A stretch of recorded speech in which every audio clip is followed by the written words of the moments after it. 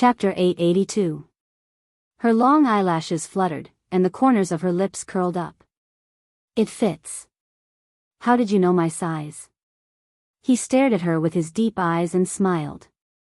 There's a size on the back of your shirt. I noticed it last night.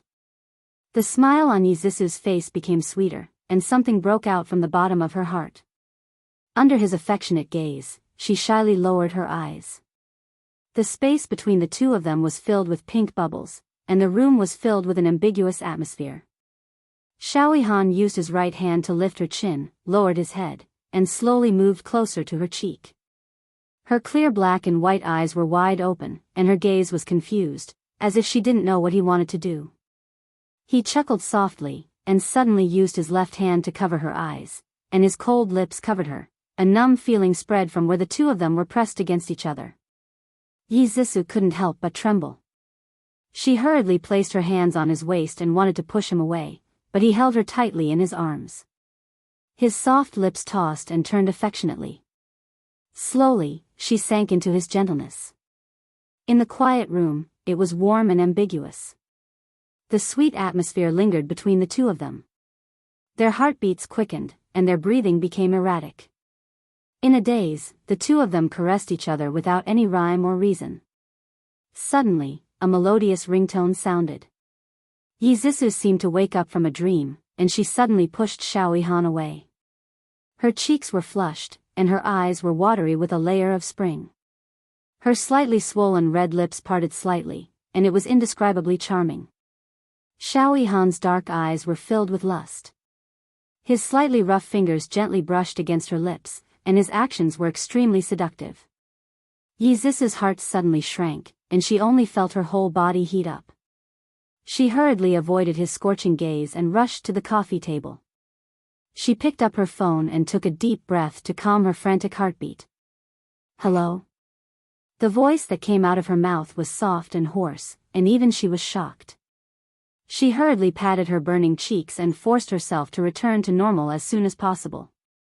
On the other end of the line, Jiang Tianhao paused for a moment before asking gently, Honey, where did you go last night? Yizisu sneered in her heart. She ran away from home yesterday, and he only called to ask about her today. He really cared about her. She replied indifferently, at a friend's house. Jiang Tianhao's tone tightened. A male or female friend? Yizisu chuckled when she heard that. Her laughter was a little sad. What do you think? After we started dating, did I still have any close male friends? His tone softened. Honey, it was my fault yesterday. I was too harsh with my words. Where are you? I'll pick you up. She looked coldly at the scenery outside the window and said softly, No need. I don't want to delay your work. I'll go back by myself. How can work be more important than you, my wife? During this period of time, I've made you work hard. Jiang Tianhao's coaxing skills are first class. As long as he wants, he can coax people to be obedient. Yizisu chuckled and did not say anything. After waiting for him to coax her, she changed the topic. Hubby, how's mother-in-law? Mom is much better now. She can be discharged tomorrow. Jiang Tianhao's voice became gentler. Honey, Mom is old and has a bad temper. She's made you suffer. For my sake, you have to bear with her a little, okay? Okay, hubby. I'll go to the hospital to accompany mother-in-law later. What kind of soup does she like? How about chicken soup? Yizisu's obedient voice fell into Jiang Tianhao's ears. He smiled in satisfaction. Chicken soup then. It's my fortune to be able to marry such an understanding wife like you. Yizisu pouted coquettishly. You're so annoying. You only know how to smooth talk. Oh, honey, I love you. Hubby, I love you too. The husband and wife each had their own ulterior motives. When Yizisu hung up the phone, she was the only one left in the room. She saw a note on the table. On the note, there was a handsome handwriting. I don't want to hear you talking to him lovingly. Lock the door when you leave. She held the thin piece of paper in her hand. Through the last word and the strength of the pen on the back of the paper, she seemed to see his frown. Suddenly, she felt a little empty in her heart. Yuchi stared at the ring on her finger and giggled foolishly. Sang threw her a look of disdain and said lightly, "Boss, this is the 5th time you've been distracted. I beg of you, can you be more serious during the meeting?" Yuchi returned her a look that said, "You know what I mean." The happy smile on her face was too bright. Sang, "Shinja proposed to me." Sang held her forehead with one hand. She had a headache. "Boss, you've said this to me 3 times. I beg of you, quickly go back to normal, okay?" Sang really couldn't understand this. "I can't wait for the whole world to see my happiness, look." Was love really so magical? Could it make a rational person go insane? She silently guessed that young Master Shin must be in a state of madness at this moment. She guessed right. Young Master Shin had successfully become a psychopath. Whether it was a big meeting or a small one, this boss's mind-wandering had become a common occurrence. Sometimes, he would touch the ring on his finger and giggle foolishly. Sometimes, he would frown and think about something important. Sometimes, he would sigh and say, "It's not time yet. As expected, I still have to wait." Sometimes, he would smile and mutter to himself, Chi has finally become my woman." Zay and the others were speechless. "Boss, we seem to have heard something incredible." In the end, they couldn't stand it anymore. They sent Zay as a representative to tactfully advise the boss, "Young master, you seem to have been too emotional recently. It has attracted the attention of Shin Yu and Shin Jinhao." Shinja's expression turned cold. He finally pulled himself out of the state of madness. His handsome face was as cold as ice. This was why he hadn't announced his relationship with Yuchi to the public. Shin Jinhao and his son wouldn't let go of any evidence that could be used to threaten him. A cold aura erupted from his body. He said in a deep voice, "Keep an eye on them. If they dare to harm Chi, I don't mind putting righteousness before family." Such a pair of father and son didn't deserve to be his family at all. The press conference held by Free Clothing Company was very successful. Not only did it receive many media reports, but it also received the support of many business bigwigs. Even the most famous fashion designers praised it. Yuchi sat below the stage and looked at the designers on the stage surrounded by flowers and applause. She couldn't help but smile. After this promotion, their company, Free, had finally entered the market and would definitely shine. Free Clothing Company quickly set up counters in major shopping malls. Advertisements and posters filled every corner of the city. The trend of promoting comfort and freedom swept through. On the first day of the launch, there was a situation of out of stock. In just a short month, Free had gained a firm foothold in the clothing industry and faintly led the trend of fashion trends. The designers in the company were also in high demand and became the target of other companies poaching. Yuchi didn't mind. Instead, she told the designers frankly, "If you feel that other companies can give you better development opportunities, I won't force you to stay. But for those who stay, you will realize your value in Free, including economic and social value." Yuchi didn't lie to them. She gave them a salary that was 10% higher than their peers, not to mention a generous bonus. As for social value, Free had set up a charity fund. For every piece of clothing sold, they would donate 1 yuan to the poor mountainous areas. When they donated, the designers had the right to sign their names. This greatly stimulated their enthusiasm for work. Moreover, none of the designers were poached by other companies. As a new company, Free attracted the attention of many people, including the leader of the clothing industry, G Group. When Yuchi returned home from school, she saw that her father, who usually left early and returned late, had returned home early.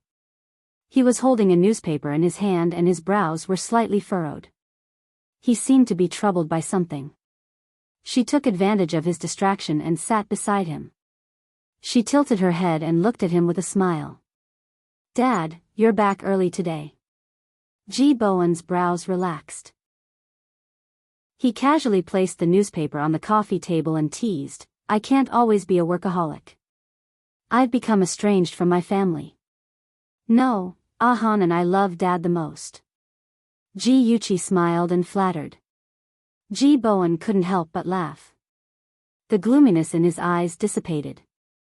Ji Yuchi hugged his arm and said coquettishly, Dad, I saw that you didn't look too good just now. Is there something bothering you? Ji Bowen had never told his family about the company's troubles in the past because he didn't want them to worry. However, Yuchi had already grown up. She would take over the company sooner or later. It was a good thing to let her know about it earlier. Thinking about this, he slowly said, recently, a clothing company called Free has appeared in Ing City. Although this company has just been established and its scale is relatively small, its strength is not to be underestimated. The company's executives all believe that it will grow into a strong competitor for the G Group. Therefore, someone proposed to acquire Free. Ji Yuchi frowned. I don't think it's a good idea. If we acquire every potential competitor, not only will we have to bear a high cost, we will also have to bear a certain amount of risk. Moreover, for the company itself, it won't form an effective competitive environment. It won't be good for the company's long-term development. Ji Bowen's eyes lit up.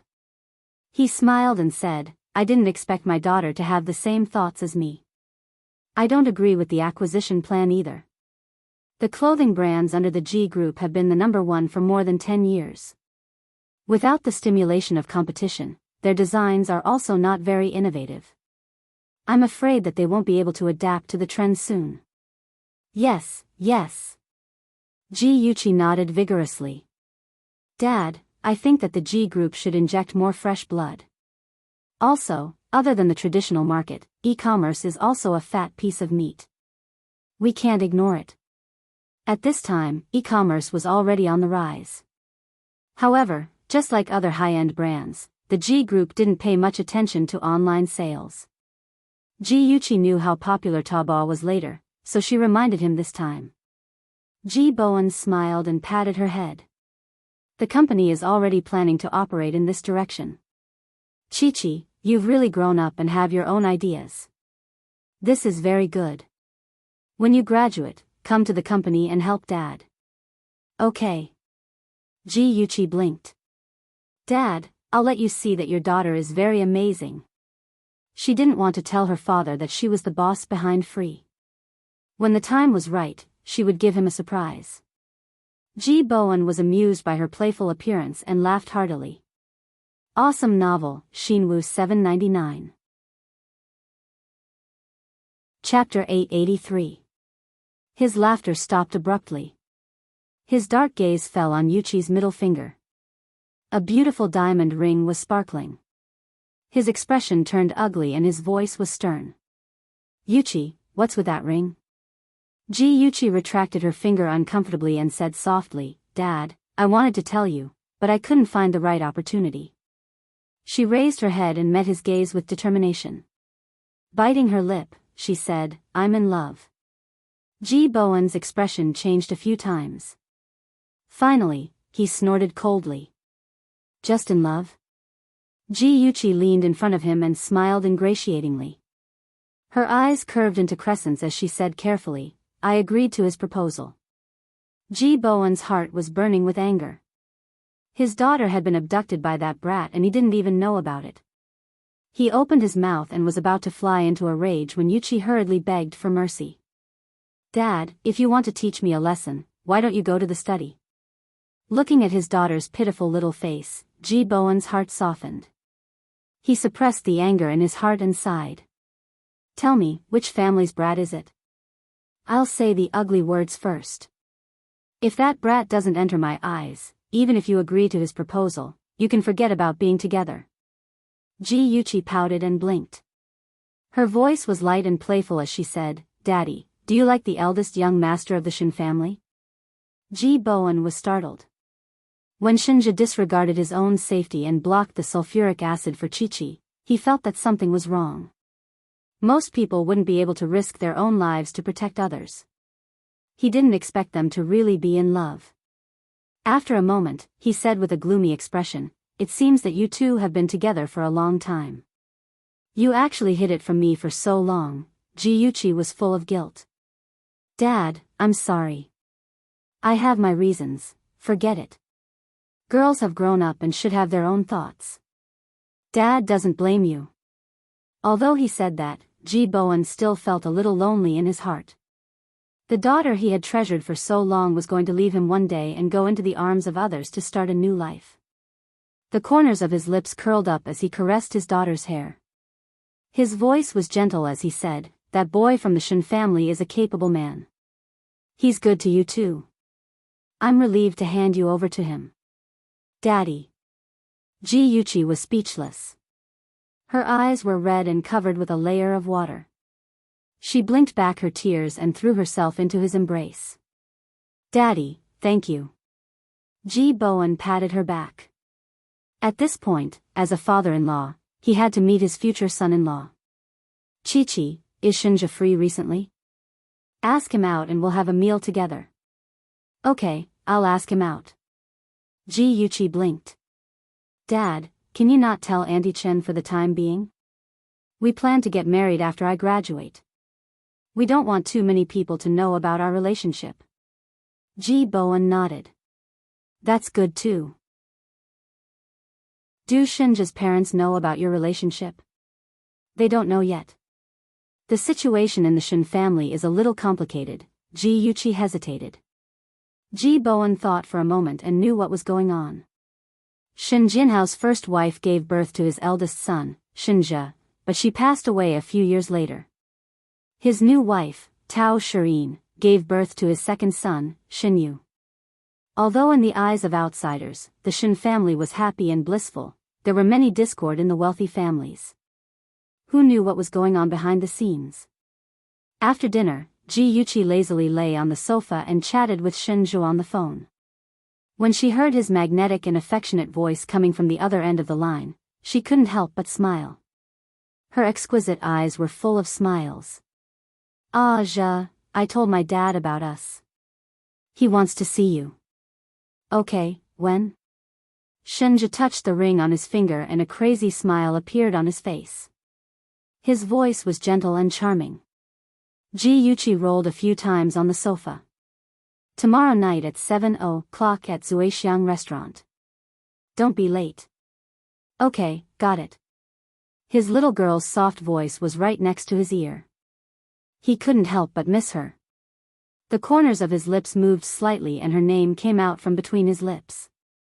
Chi, I miss you. Ji cheeks blushed. She said softly, I miss you too. The person on the other end of the line was silent for a few seconds and suddenly said, wait for me. Huh? Ji didn't understand. She blinked and was about to ask again when the phone beeped. Oh, that jerk Shinja. He actually hung up the phone without knowing why. Ouch, she punched the cushion in frustration. After venting her anger, she ran into the bathroom to take a shower. Half an hour later, she walked out of the bathroom with wet hair and a towel wrapped around her body. In the blink of an eye, she saw a dark figure jump in from outside the window. She was so shocked that she almost screamed. When she took a closer look, her eyes almost popped out of their sockets. She opened her mouth in disbelief. Ja, why are you here?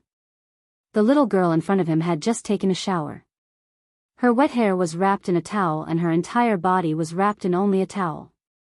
Her fair skin was slightly red from the steam rising from the shower.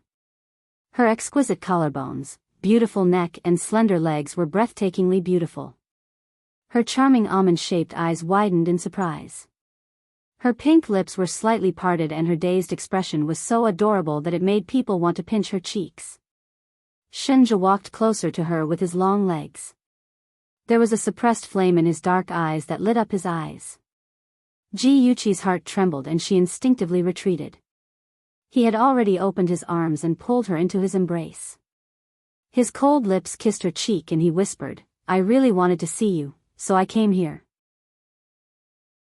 Ji blinked hard and finally understood what he meant when he said, wait for me. The next second, she suddenly reacted. Her cheeks flushed red and she pushed her hands against his chest. She said hurriedly, "Let go of me. I'm going to change." "Don't change. It's very beautiful." His cold lips slowly moved down her chin to her neck. His low voice was like the music played by a cello. "Don't." Her voice trembled as she frantically grabbed his right hand that was caressing her waist. He did not continue the movement of his hand. Jun Yen buried himself behind her neck and sniffed her body fragrance. His nose exhaled a scalding hot breath, just like a kitten that could not eat fish. It was stuffy and somewhat irritable. "I still have to endure it for a long time." How long would it take to endure until the two of them got married? She could clearly feel the hard thing that was pressed against her. She leaned into his embrace and did not dare to move. She gritted her teeth and braced herself to answer, "Actually, you can try using your hands." After saying that, she wanted to bite off her own tongue. Why did she have to be his teacher and teach him such things? Ji Yuchi was so embarrassed that she was about to cry. "Help me." His voice was hoarse, and all the muscles in his body were stiff. He held her hand and covered the uncomfortable part of his body. Her palm was hot and her head buzzed as if it was about to explode. She could hear his low and sexy moans in her ears. It was like a demon in the dark night singing in a low voice. She had only helped him once and he was already so familiar with it. He bloomed passionately in her palm. She was so embarrassed that she closed her eyes tightly. She really wanted to dig a hole and bury herself in it. There was a saying that she reaped what she sowed. The sweet smell gradually dissipated. Ji Yuchi stiffly stroked his back and coughed uncomfortably. Let's wash up." She had just taken a shower and it seemed like she needed to take another one. The two of them cleaned up. Ji Yuchi's cheeks were still red. She pretended to be calm as she wiped her hair.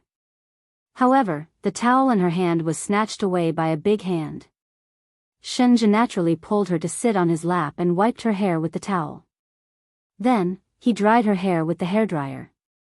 A warm breeze of moderate temperature slowly brushed past Ji Yuchi's head. His slender fingers weaved through her hair, stirring up a tingling sensation at the roots of her hair, causing ripples in her heart. She lowered her head in embarrassment. Her flushed cheeks looked even more charming under the soft light. "Chi-Chi, will you be angry that I didn't introduce you to the Shin family?" Unknowingly, the hairdryer had been replaced with a comb and was gently combing her hair. She raised her head. Her eyes were bright and full of smiles. "Silly, do you think I'll be angry?" The traditional marriage of meeting the parents and receiving their blessings was not suitable for them at all. She smiled. "As long as the people we care about give us their blessings, that's enough." Bits of resplendent light blossomed in his obsidian-like eyes, and then spread to his lips. He lovingly kissed her hair, and his heart was filled with warmth. It was getting late. Ji Yuchi urged him to leave, but he hugged her domineeringly and refused to let go. "I'll leave after you fall asleep." Ji Yuchi had no choice but to compromise. Under his expectant gaze, Gigai lay down on the bed. He quickly lay down beside her and hugged her waist. "Gigai, go to sleep." How could she sleep while being hugged by a moving stove? Ji Yuchi closed her eyes and silently counted the stars in her heart. When she counted to 560, her mind was still very clear. She helplessly opened her eyes and looked at the man beside her. His jet-black hair fell softly on his forehead and his outstanding facial features were perfect. His deep eyes were slightly closed and his high nose bridge was exquisite like a sculpture. His fair face was tainted with a layer of holy light under the soft light. "He's obviously a man, but he's even better looking than me," Ji Yuchi murmured softly. Her fingers landed on his high nose bridge and gently tapped it. "Hey, your eyelashes are so long too." Those curly eyelashes were like a small brush. How could they grow on a man's eyes? Ji Yuchi sighed softly. Her fingers touched it gently and quickly retracted, afraid that she would wake him up. "Do you like it?" It was a low, intoxicated voice. She nodded earnestly. "I like it." As soon as she finished speaking, she sensed that something was amiss. The man whom she was scrutinizing had already opened his eyes. There was a smile in his dark eyes. He tightened his arms around her waist and pulled her closer to him. Since Chi-Chi doesn't want to sleep, let's do something else. Oh, she was caught peeping. How embarrassing. Ji Yuchi's eyes flickered. She pressed her hands against his chest and said in a muffled voice, "No, hurry up and go back." Welfare, Shinwoo 799. Chapter 884. His tone was bleak, as if he was hurt by her words. "You don't want to be alone with me? I just want to spend more time with you." She knew that he was doing this on purpose, but she still felt sorry for him. She stroked his hair and explained, "No, it's already so late. You should rest. You still have to go to the office tomorrow." He insisted, "I'll leave after you fall asleep." She said helplessly, "But I have insomnia. I can't sleep." "It's okay. I have a way to make you fall asleep faster." The corners of his lips curled up and his bright eyes stared at her lips with ill intentions. He intertwined his breath with hers. He kissed her until she was dizzy and her whole body was soft. She felt really tired. She thought that Shinja had become naughty. Her eyelids couldn't hold up anymore, and she gently closed them. "Baby, sleep well." A feather-light kiss brushed across her forehead, and a gentle voice entered her dream. Zuexiang Restaurant was a very stylish private restaurant in Ning City. There was a limit to the number of customers they received every day. Naturally, the dishes here were also famous for being delicious. In the antique private room, an elegant fragrance lingered in the air. Shenja was wearing a high-end tailor-made suit. He sat upright and his casual movements revealed elegance. His handsome and cold facial features, sword-like eyebrows, and proud and handsome nose bridge, were all perfect masterpieces of God. When Ji Bowen walked into the private room with his daughter and saw this scene, he nodded in his heart. But judging from his appearance, Shinja was indeed a rare good man who was worthy of Yuchi. "Hello, uncle." Shinja stood up and greeted him politely. After Ji Bowen nodded, his smiling gaze turned to Ji Yuchi. His words and actions revealed his excellent upbringing. Ji Bowen's satisfaction with him increased, but he didn't show it on his face. He said lightly, "Sorry to keep you waiting." "Not long. I just arrived." Shinja didn't say much, but Ji Bowen could feel his sincerity and respect. He personally poured a cup of tea and presented it to Ji Bowen. "Uncle, the tiguanyin here is not bad. Try it." Tiguanyin was Ji Bowen's favorite tea. Ji Yuchi saw the satisfaction in her father's eyes and couldn't help but smile. She blinked at Shinja in appreciation. She thought that with Shinja's personality, he wouldn't try to please her father. She didn't expect him to do it. She was happy that he respected her father so much. Although Shinja and Ji Bowen did not talk much, the atmosphere was surprisingly harmonious. After dinner, Ji Yuchi saw that her father wanted to speak but stopped. She guessed that he wanted to talk to Shinja alone, so she smiled and got up. "Dad, Aja, I'm going outside to make a call. You guys can talk." After Ji Yuchi left, Ji Bowen's face became serious. He stared at Shinja and went straight to the point. "Shinja, do you really like my daughter?" Shinja's lips curled up slightly. "I won't marry anyone else." These simple words came out of his mouth, but they sounded powerful. Ji Bowen was unmoved. His gaze was deep and dark as he said in a deep voice, "I can't let my daughter come to any harm. What makes you think that you can protect her for the rest of her life?" In an instant, Shinja's aura suddenly changed. His shocking eyes carried a dangerous message, and the space between his brows was dyed with a peerless arrogance and nobility. It was as if the entire world had submitted to him. He didn't say much, but slowly spat out 2 words, "I can."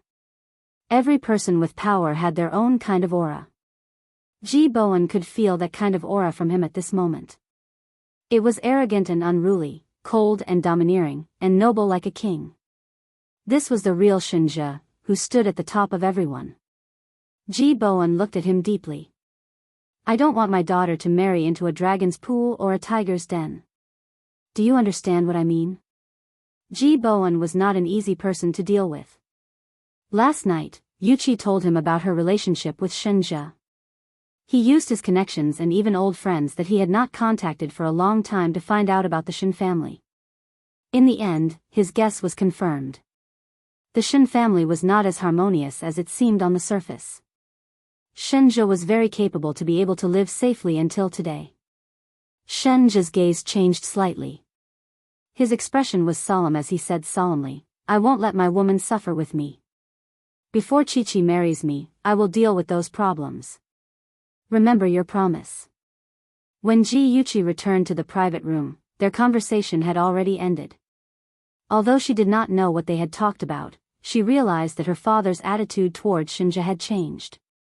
He was no longer the polite and distant person he had been in the beginning. Instead, he was treating Shenjia with the gentleness of an elder towards a younger generation. He was even in a good mood and allowed the two of them to continue their date. Of course, they could not stay out all night. Ji Yuqi's hand was held by Shenjia as she watched her father's car drive away. She asked curiously, my father seems to like you a lot. What did you talk about? Shenjia raised his hand and tucked the hair by her cheek behind her ear. The corner of his lips curved. You have a very good father. Then, he repeated their conversation to her word for word. Ji Yuqi's heart warmed. She had always been glad that she had a father who loved her. Her eyes sparkled as she said childishly, my father is naturally the best father in the world. Shenjia's slightly cold fingers brushed her nose as he said seriously, your husband is also the best husband in the world. The slightly sad atmosphere was broken by him and only left with laughter. Her eyes were curved and her smile was as beautiful as a peach. She held his cheeks with both hands and teased, Old Lady Wang is selling melons and praising her own melons. Young Master Shen, your skin has become thicker again. His handsome face was rubbed out of shape by her, but he did not stop her from rubbing it. He was good-natured and allowed her to rub it. His tone was as serious as ever. Since you like my face so much, then kiss it. She laughed until she was out of breath. Hey, is there a cause and effect between the two? Of course there is. Just like this. As soon as his voice fell, his cold lips had already landed on her face.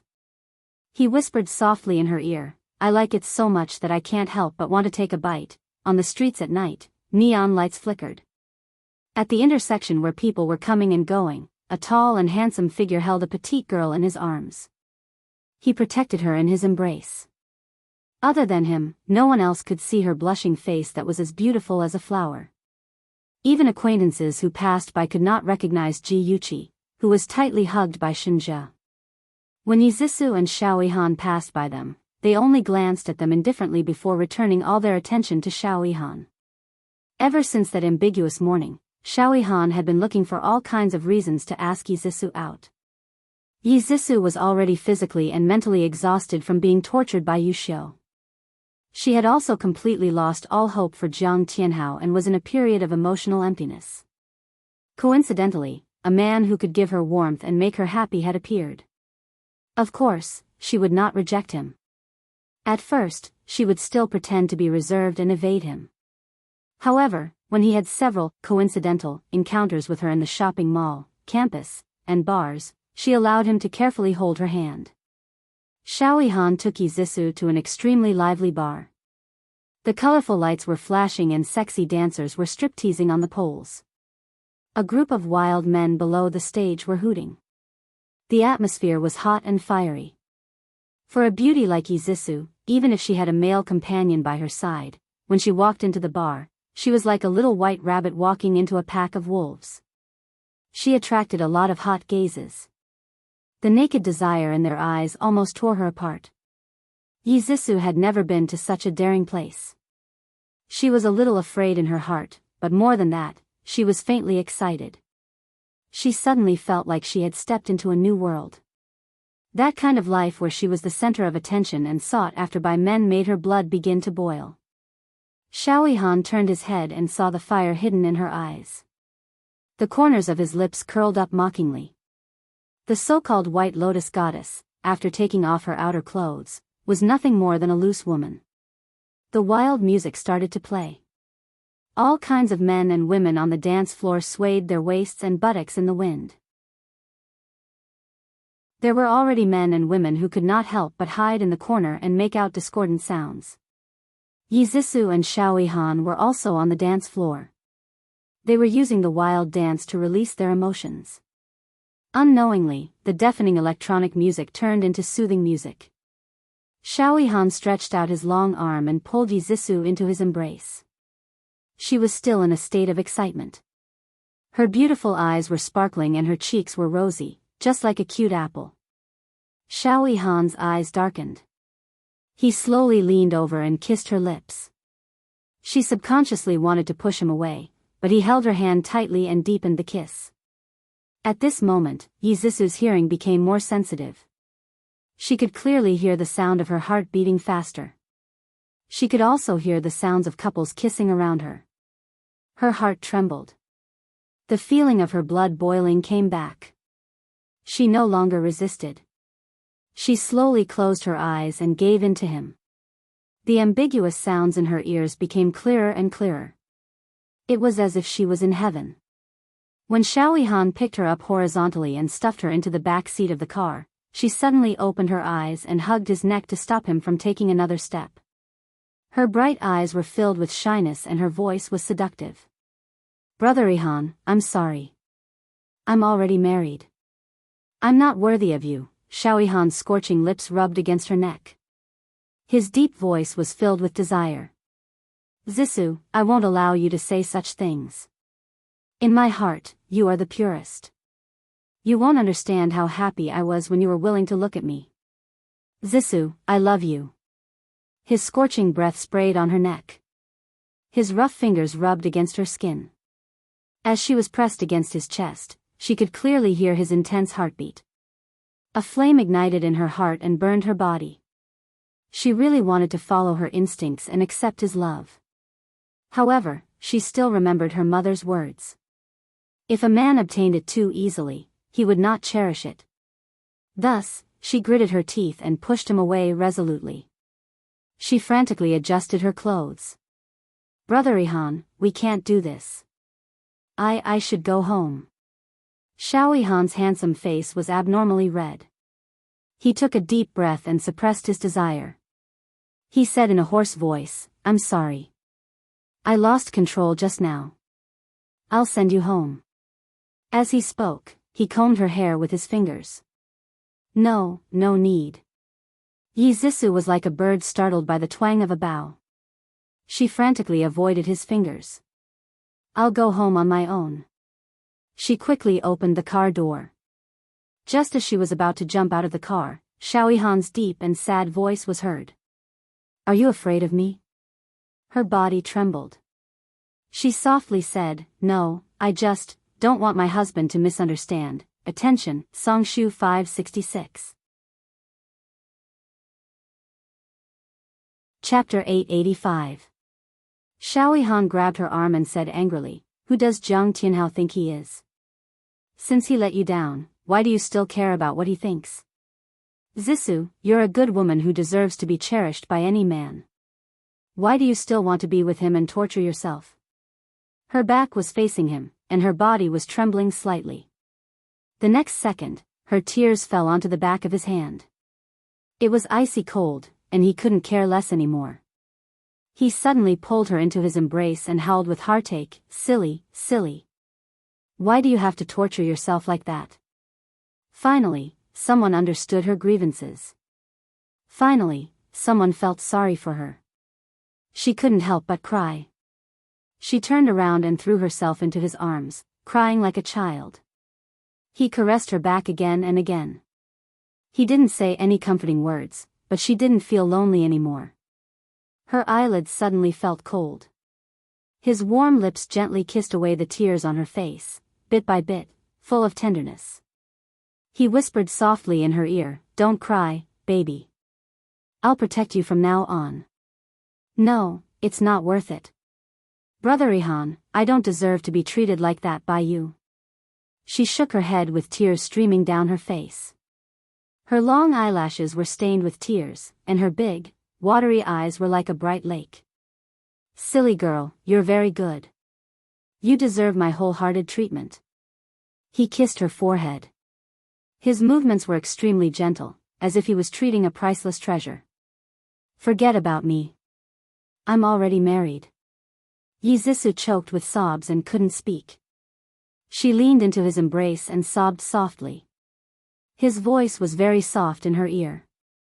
I fell in love with someone. She just happened to be married.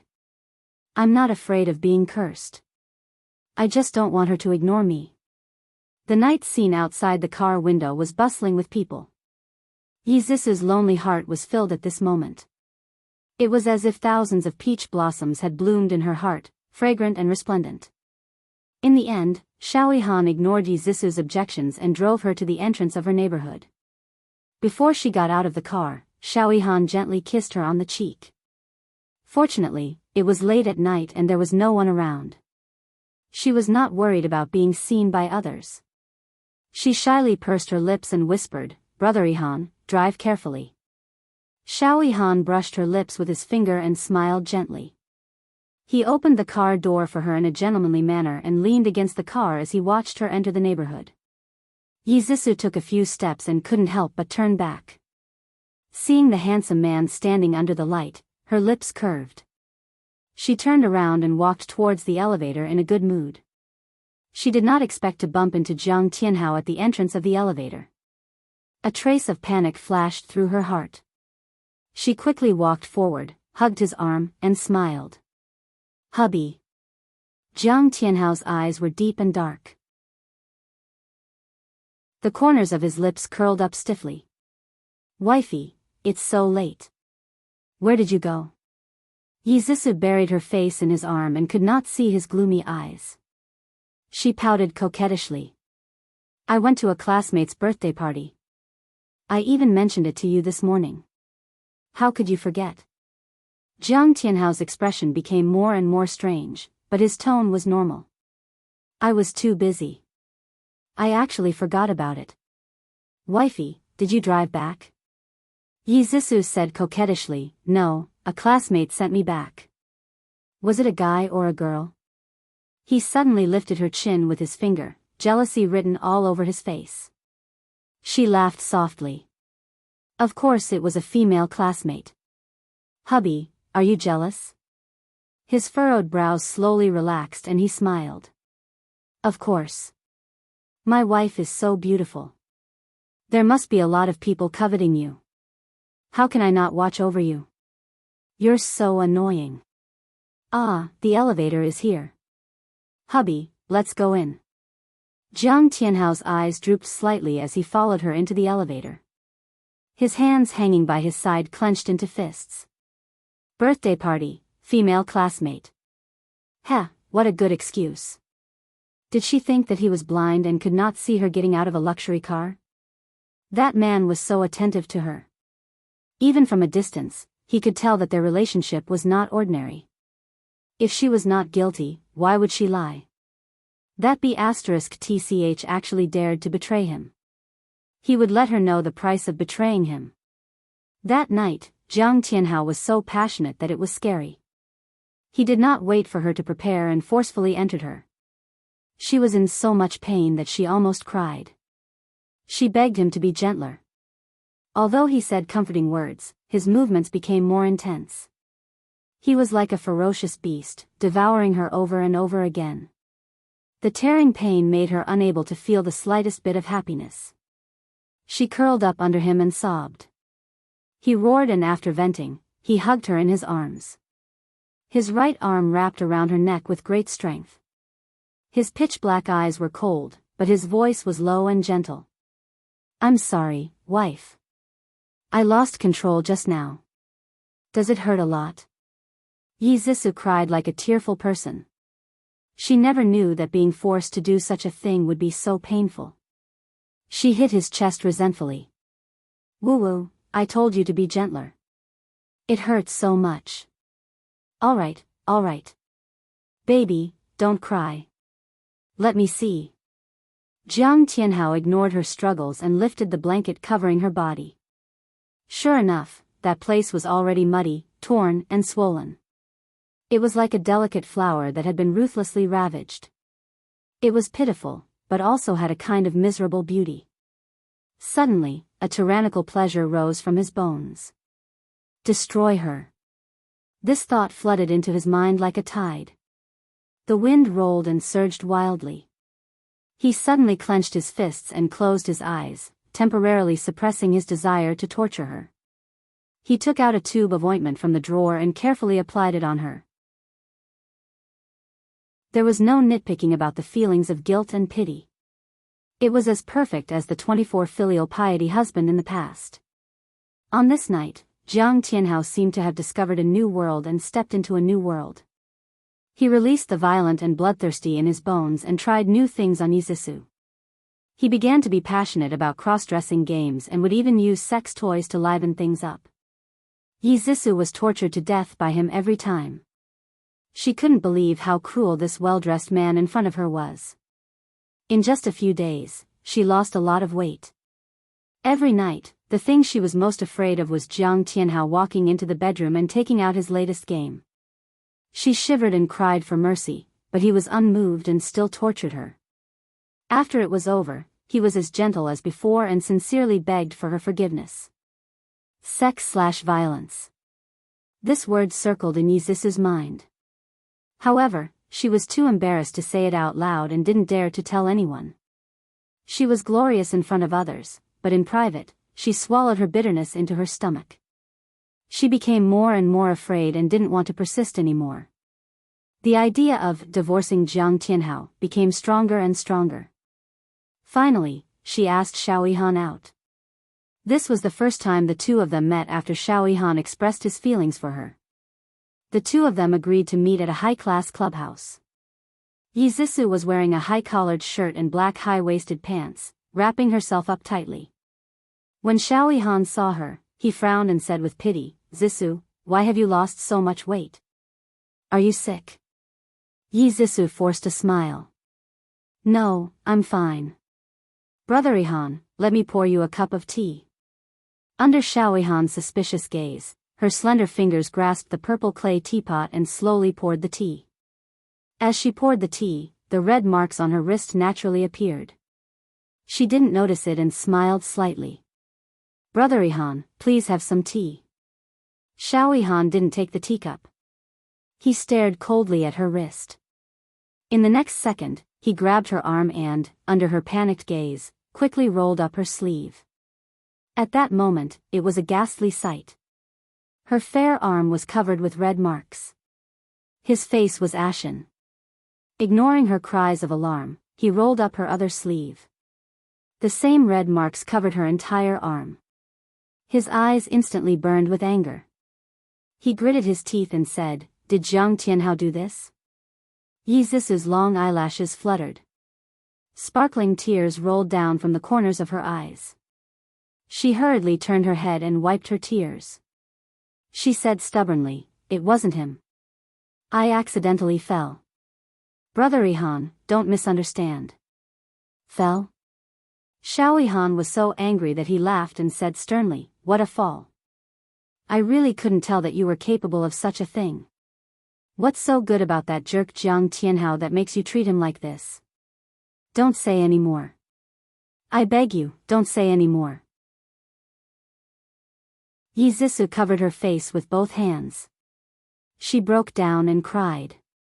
She cried very sadly, as if she wanted to pour out all the sadness she had been feeling for the past few days. His slender arms pulled her into his broad chest. Xiao Yihan pressed her head against his chest. His heart ached as he said, "You silly girl. He hurt you so badly, but you still don't want to leave him. Do you have to humiliate yourself like this and make my heart ache?" The person in his arms shook her head vigorously. She sobbed sadly. Her tears wet his clothes. He sighed and gently stroked her hair. "Zisu, marry me. I'll protect you. I won't let you get hurt again." Yizisu buried her head in his arms and sobbed, "I've already been married. Don't say things like you're not worthy of me." He hurriedly interrupted her. He lifted her head and held her tear-stained face. He said seriously, "I don't care what you were like in the past. I just want to have your future." The man in front of her was extraordinarily handsome. His expression was serious, and every word he said was powerful. Her heart couldn't help but tremble. Her tears fell even harder. Her lips trembled slightly. She asked in a deceitful and apprehensive manner, "You really don't dislike me?" "How could I dislike you?" Xiao Yihan sounded helpless. It was as if he was facing an unreasonable child. He stroked her hair and said dotingly, "I can't wait to love you, Brother Yihan." Yizisu was touched and threw herself into his arms. She hugged his waist tightly as if she was hugging her last life-saving straw. The two of them expressed their feelings to each other. In a moment of excitement, they couldn't help but be intimate for a while. When Xiao Yihan saw the scars on her body, his eyes were filled with anger. He couldn't wait to fight with Jiang Tianhao. He was seething with anger. Yizisu naturally enjoyed it. She hugged him tightly and comforted him with soft words. The two of them confessed their feelings to each other. Xiao Yihan took pity on the scars on her body and didn't go any further. This made her fall in love with him even more. She felt that he was sincerely treating her well. It was already past 9 o'clock. Jiang Tianhao was working overtime at the company and hadn't returned yet. Yizisu leaned against the headboard. Her eyes were slightly downcast as she thought about the divorce. Jiang Tianhao used her to climb up the social ladder and caused her to be so miserable. She wouldn't let him off. Before the divorce, she wanted to take revenge and take back everything he had. These things originally belonged to her. Attention, Xinwu 799. Chapter 886. Honey, I'm back. Jiang Tianhao pushed open the door and came in. He was holding his coat with one hand and tugging at his tie with the other. There was a hint of tiredness between his brows. Yizisu hurriedly got off the bed and helped him untie his tie. She smiled gently. "Hubby, you've worked hard. Have you eaten?" "Yes, I've eaten. I'm going to take a shower first." "You should sleep early." Jiang Tianhao hugged her and kissed her on the cheek. This meant that he was going to let her go tonight. Yizisu secretly breathed a sigh of relief. Her smile became even gentler. "I'm not sleepy yet. I'll wait for you." Jiang Tianhao said, "Okay," and turned to walk to the bathroom. Yizisu took out clean underwear and a bathrobe from the closet and sent him to the door. Yizisu lay down on her side and closed her eyes to sleep. Her mind was still thinking about things. When Jiang Tianhao finished showering and hugged her from behind, her body suddenly trembled. This was a kind of instinctive fear that she could no longer control. As if he didn't notice, he pulled her into his arms and gently kissed her hair. He whispered, "Good night, honey." "Good night." Only at this moment did her tense body relax. In the darkness, she opened her eyes and coldly stared at a certain spot. Her bright eyes burned with the flames of hatred. Jiang Tianhao also opened his eyes and stared at the back of her head with a complicated expression. This afternoon, Ji Bowen called him to the office and asked him about his and Yizisu's life. He also asked him to treat Yizisu well and not let her suffer. He agreed to everything. He also realized that he couldn't mistreat Yizisu too much. Otherwise, if she couldn't take it and ran to Ji Bowen to complain, it would definitely cause Ji Bowen to be dissatisfied with him. Alas, he had to endure humiliation for the greater good.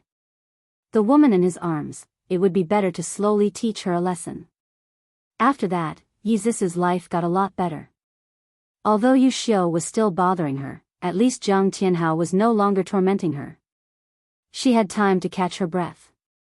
She discussed with Xiao Yihan that they would not divorce for the time being. She wanted to destroy Jiang Tianhao first. Although Jiang Tianhao was a black-hearted person, he still had real talent and knowledge. Therefore, In just a few months, he was able to shine in the marketing department. As the company's key training target, the task of negotiating between G Group and Global Department Store Group naturally fell on his head.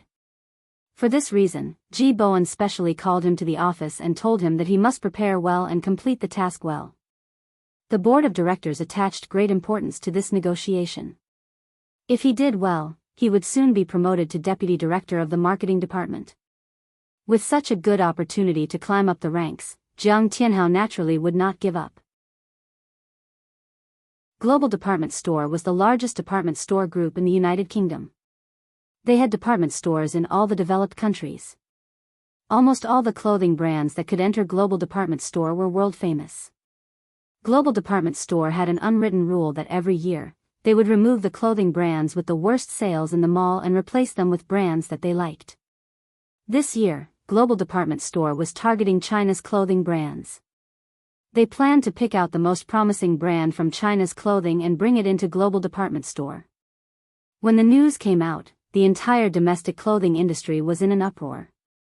For so many years, there had not been a single domestic brand that could enter Global Department Store. Once they succeeded, it meant that they had stepped out of the country and into the world. For some small enterprises, this was something that they would never dare to imagine in their lifetime. But now, they all had the opportunity to compete for this spot. Marketing Director Marissa, who was in charge of the selection of brands, had just stepped onto China's soil. Many manufacturers had designs on her and tried all kinds of ways to get close to her. Unfortunately, even if they knew the flight she was on, no one knew what she looked like, let alone her whereabouts. There was simply no way to get close to her.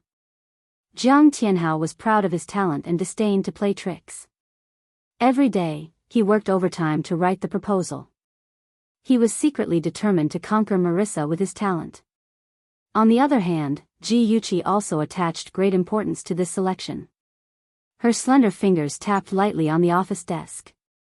Her charming phoenix eyes narrowed slightly as she recalled the situation in her previous life. This selection was held a year earlier than in her previous life. Perhaps it was because of her rebirth that some things had changed due to the butterfly effect.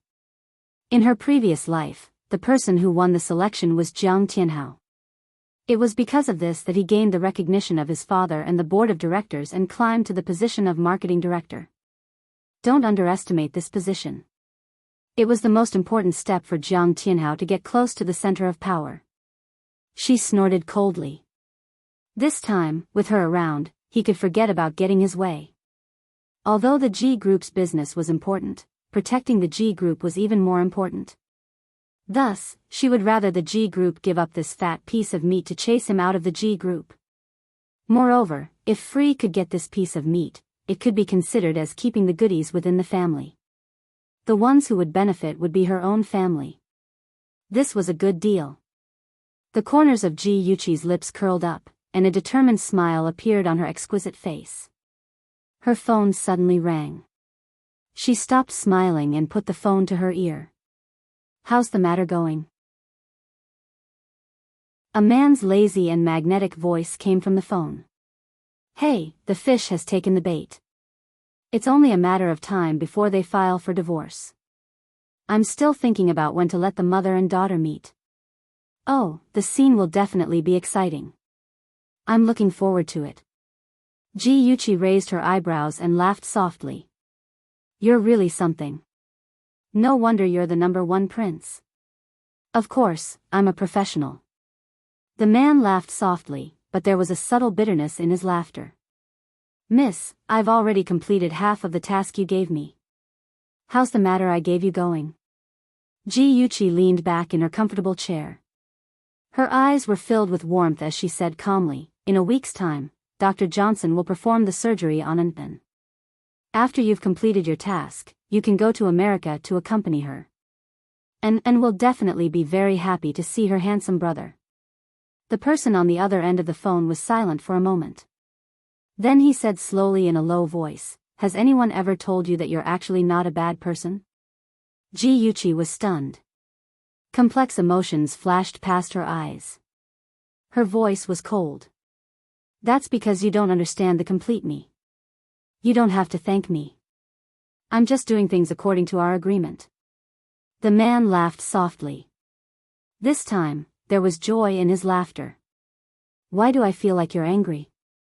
Is it fun to be treated as a bad person? Ji Yuchi was silent for a second. She didn't answer his question and changed the topic. That's not important. What's important is that I have something I need you to do now. Okay, I'm willing to serve my beautiful princess. The man's teasing laughter was heard. Ji Yuchi's mouth twitched. That guy was simply too indecent. Jiang Tianhao was busy planning the selection of Universal Department Store. Every day, he would leave early and return late. Sometimes, he would even bring his work home to deal with it. He didn't have time to deal with Yi Zhisu. Yi Zhisu had the opportunity to sneak out and go on a date with Xiao Yihan. The two of them had sex in Xiao Yihan's residence for a long time. Yi Zhisu leaned into his arms. Her slender fingers peeled the grape skin and fed the flesh to him. He took the opportunity to suck on her fingers and kiss them. The two of them fooled around for a while. Xiao Yihan said sadly, "Baby, when are you going to divorce him?" "I can't wait." Yi Zhisu smiled and comforted him. "Don't be impatient. He was bullied so badly by Jiang Tianhao. He wants to take revenge on him. You won't disagree, right?" Xiao Yihan's eyes lit up and he was in high spirits. "I thought you couldn't bear to part with him. Since it's revenge, then I'm relieved. Baby, tell me, what do you plan to do?" Yi Zhisu frowned. "Actually, I haven't thought about it yet." Xiao Yihan pinched her nose and laughed. "The news has been abuzz recently. It said that Universal Department Store is going to select a clothing brand in China. Doesn't G Group want to get involved?" "Yes, Jiang Tianhao has been busy with this recently." She suddenly looked up at him and narrowed her eyes. "Brother Yihan, do you have a good idea?" Xiao Yihan raised his eyebrows and said patiently, "What if Jiang Tianhao doesn't get a spot in the selection this time?" Yi Zhisu's eyes narrowed. She smiled and kissed his smooth chin. She said coquettishly, "Brother Yihan, you're so smart." All the clothing companies participating in the selection emailed their plans to Miss Marissa's assistant. A week later, Marissa announced the final list of companies participating in the selection. There were a total of 5 companies, including G Group and Free Company. The final selection was set to be held on Monday at the 5-star hotel where Marissa was staying. Jiang Tianhao had organized the information the night before and put it in his briefcase. Just in case, he even locked his briefcase in the drawer of his desk. At 8:30 a.m. on Monday, Jiang Tianhao walked into the conference room of the 5-star hotel with his briefcase and 2 colleagues.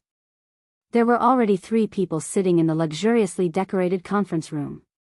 One of them was Qing Sang, who represented Free Company in the selection. She sat in her seat expressionlessly, with a proposal and information in her hands, waiting for Marissa's arrival. At 9:00 a.m. sharp, the heavy wooden door was pushed open. A tall Western beauty with blonde hair and blue eyes walked in slowly in high heels. Her facial features were exquisite, and her blonde hair was tied up high on her head. She wore a tailored professional suit, which made her look capable and candid. Her plump lips curled into a faint smile, and she said in stiff Chinese, "Hello, ladies and gentlemen. I'm Marissa, the marketing director of Global Department Store. It's our first time meeting each other." Everyone in the room responded with a smile. Marissa smiled and nodded. Her beautiful blue eyes turned to the assistant and translator beside her, and she nodded at her. The assistant glanced at everyone and said politely, "Today, I've invited everyone here in the hope of hearing your introduction of your respective clothing brands and future plans. Please start in order.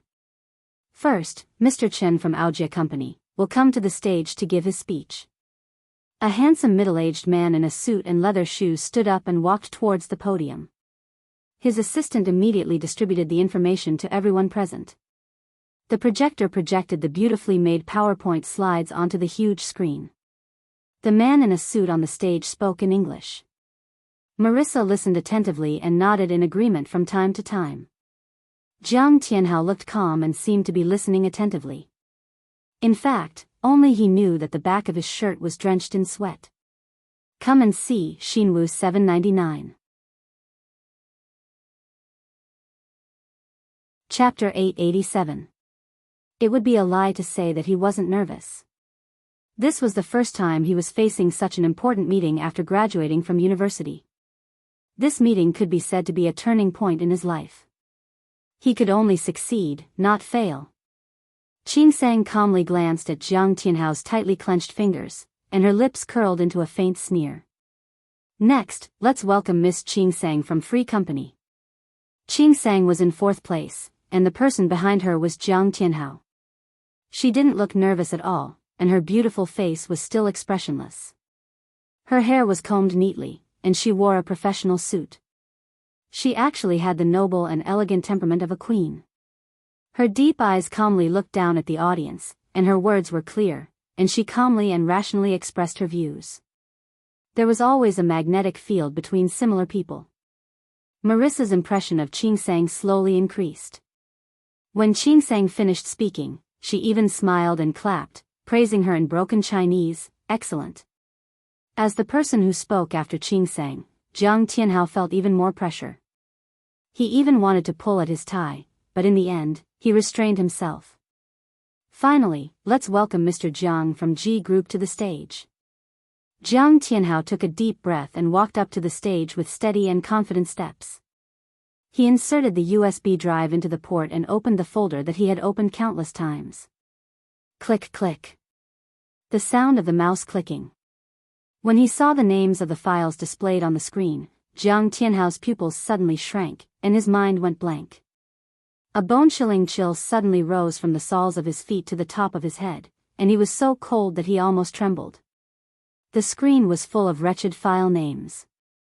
Hardcore movies, porn videos, training and abusive sex, handcuffs, candles, small leather whips, and so on. Everyone was stunned by the things on the projection screen, and the room was frighteningly quiet.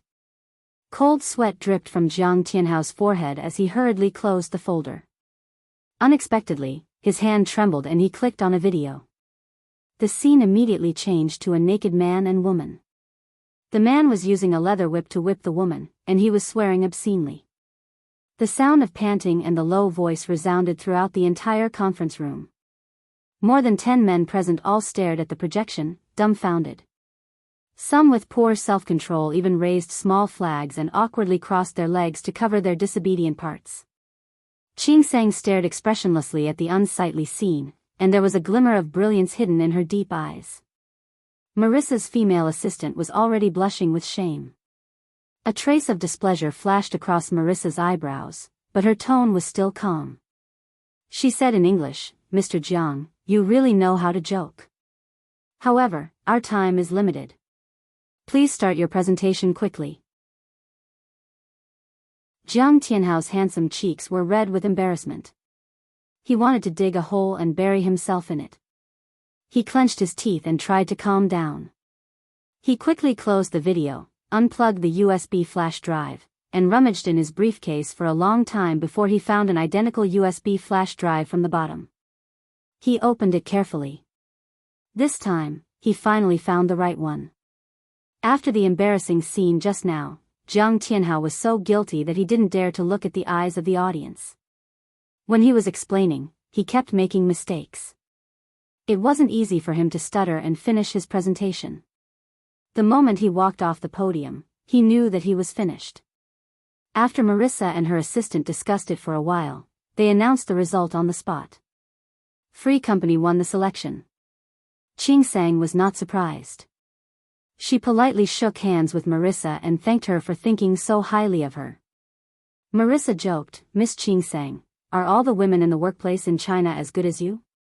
Qing Sang curled her lips. "Miss Marissa, you flatter me.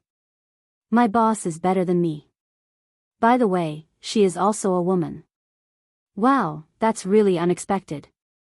I thought that the status of women in the workplace in China wasn't high." Marissa seemed to like Qing Sang very much. She walked side by side with her, and the two left laughing and chatting. Soon, only Jiang Tianhao and his colleagues were left in the conference room. One of the colleagues sneered, I didn't expect you to have such a strong taste. You don't care about the occasion and just do whatever you want." Another colleague immediately said, "The Universal Department Store's quota was taken by another company. The company will definitely hold us responsible." "Tianhao, this time, it's not that I don't want to help you." Jiang Tianhao's face was ashen. He put his hands on the table and gritted his teeth. "Don't worry, I won't drag you down." These words were said through gritted teeth, but the two colleagues didn't care what kind of mood he was in.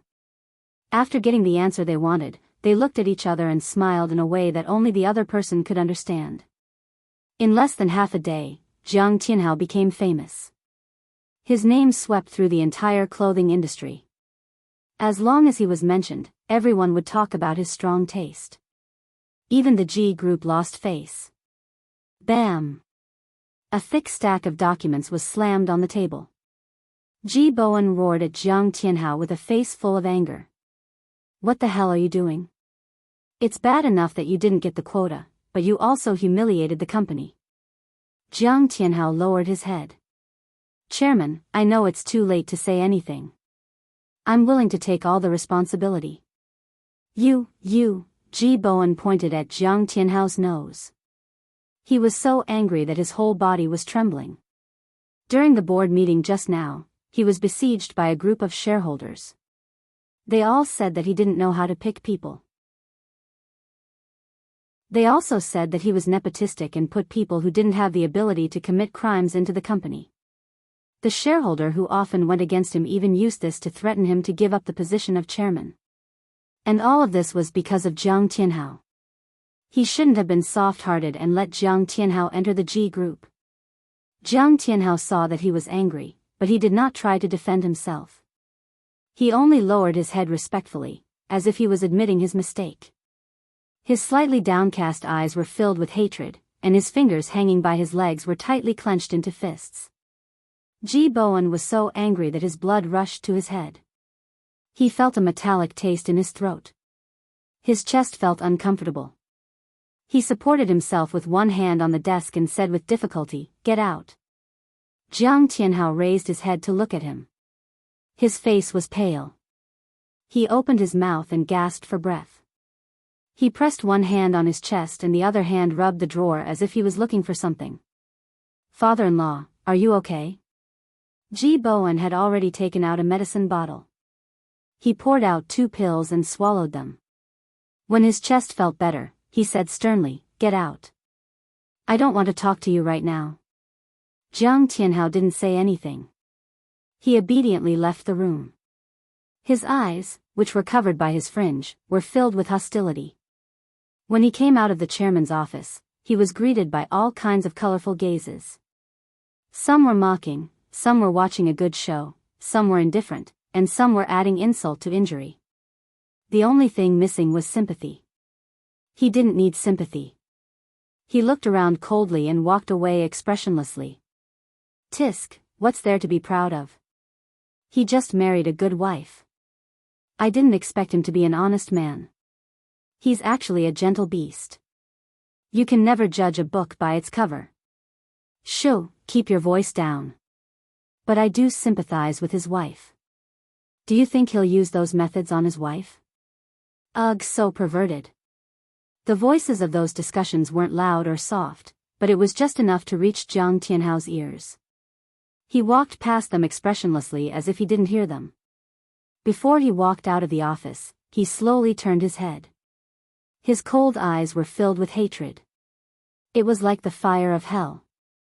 He slowly swept his gaze over each and every one of them as if he wanted to engrave their faces into his heart.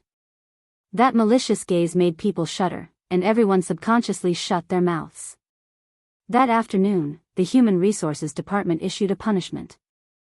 Jiang Tianhao's 1-month bonus was deducted. It seemed like a light punishment, but only he knew that his dream of being promoted was shattered. It was extremely difficult to regain Ji Bowen's recognition. "Hubby, you're back. How was it? Did the selection go smoothly?" The moment Jiang Tianhao rang the doorbell, Yizisu immediately opened the door and considerately took the briefcase from his hands. Jiang Tianhao stared at her coldly without saying a word.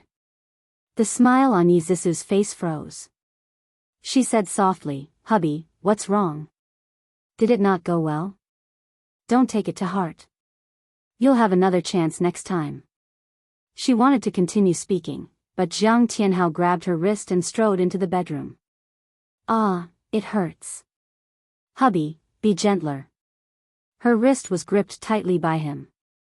It hurt so much that she frowned. But he didn't seem to hear it. He dragged her into the bedroom and threw her onto the bed. He quickly loosened his tie and took off his jacket. Before she could react, he had already leaned on top of her. His face was as cold as ice as he asked coldly, "Did you do this?" Yi Zisu shrunk back uneasily. "Hubby, what are you talking about? I really don't understand." "You don't understand?" Jiang Tianhao smiled maliciously. He suddenly bent over and used both hands to rip open her dress. His right hand rubbed under the bed for a moment, then he pulled out a black leather whip and whipped her body. "Ah!" Yi Zisu screamed and rolled on the bed. Her messy clothes had already slipped off, revealing her snow-white skin. Jiang Tianhao's eyes were burning with anger. His tyrannical aura swelled again. He gritted his teeth and whipped her again. Red marks instantly spread all over her body. He cursed as he whipped her, "B*TCH, you betrayed me. You betrayed me." He had two identical USB drives. One contained documents, and the other contained erotic movies. Only this B*TCH knew his secret. She must have secretly stuffed the USB drive into his briefcase. "Woo-woo. Hubby, stop hitting me. It hurts. Hubby, I beg you, stop hitting me." Even though her body was used to this kind of pain, Yi Zisu still couldn't bear this kind of humiliation. She cried and begged for mercy. She trembled and curled into a ball, but it was no use. It only stimulated Jiang Tianhao's tyrannical nature.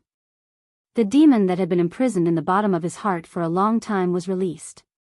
He was so excited that his eyes turned red.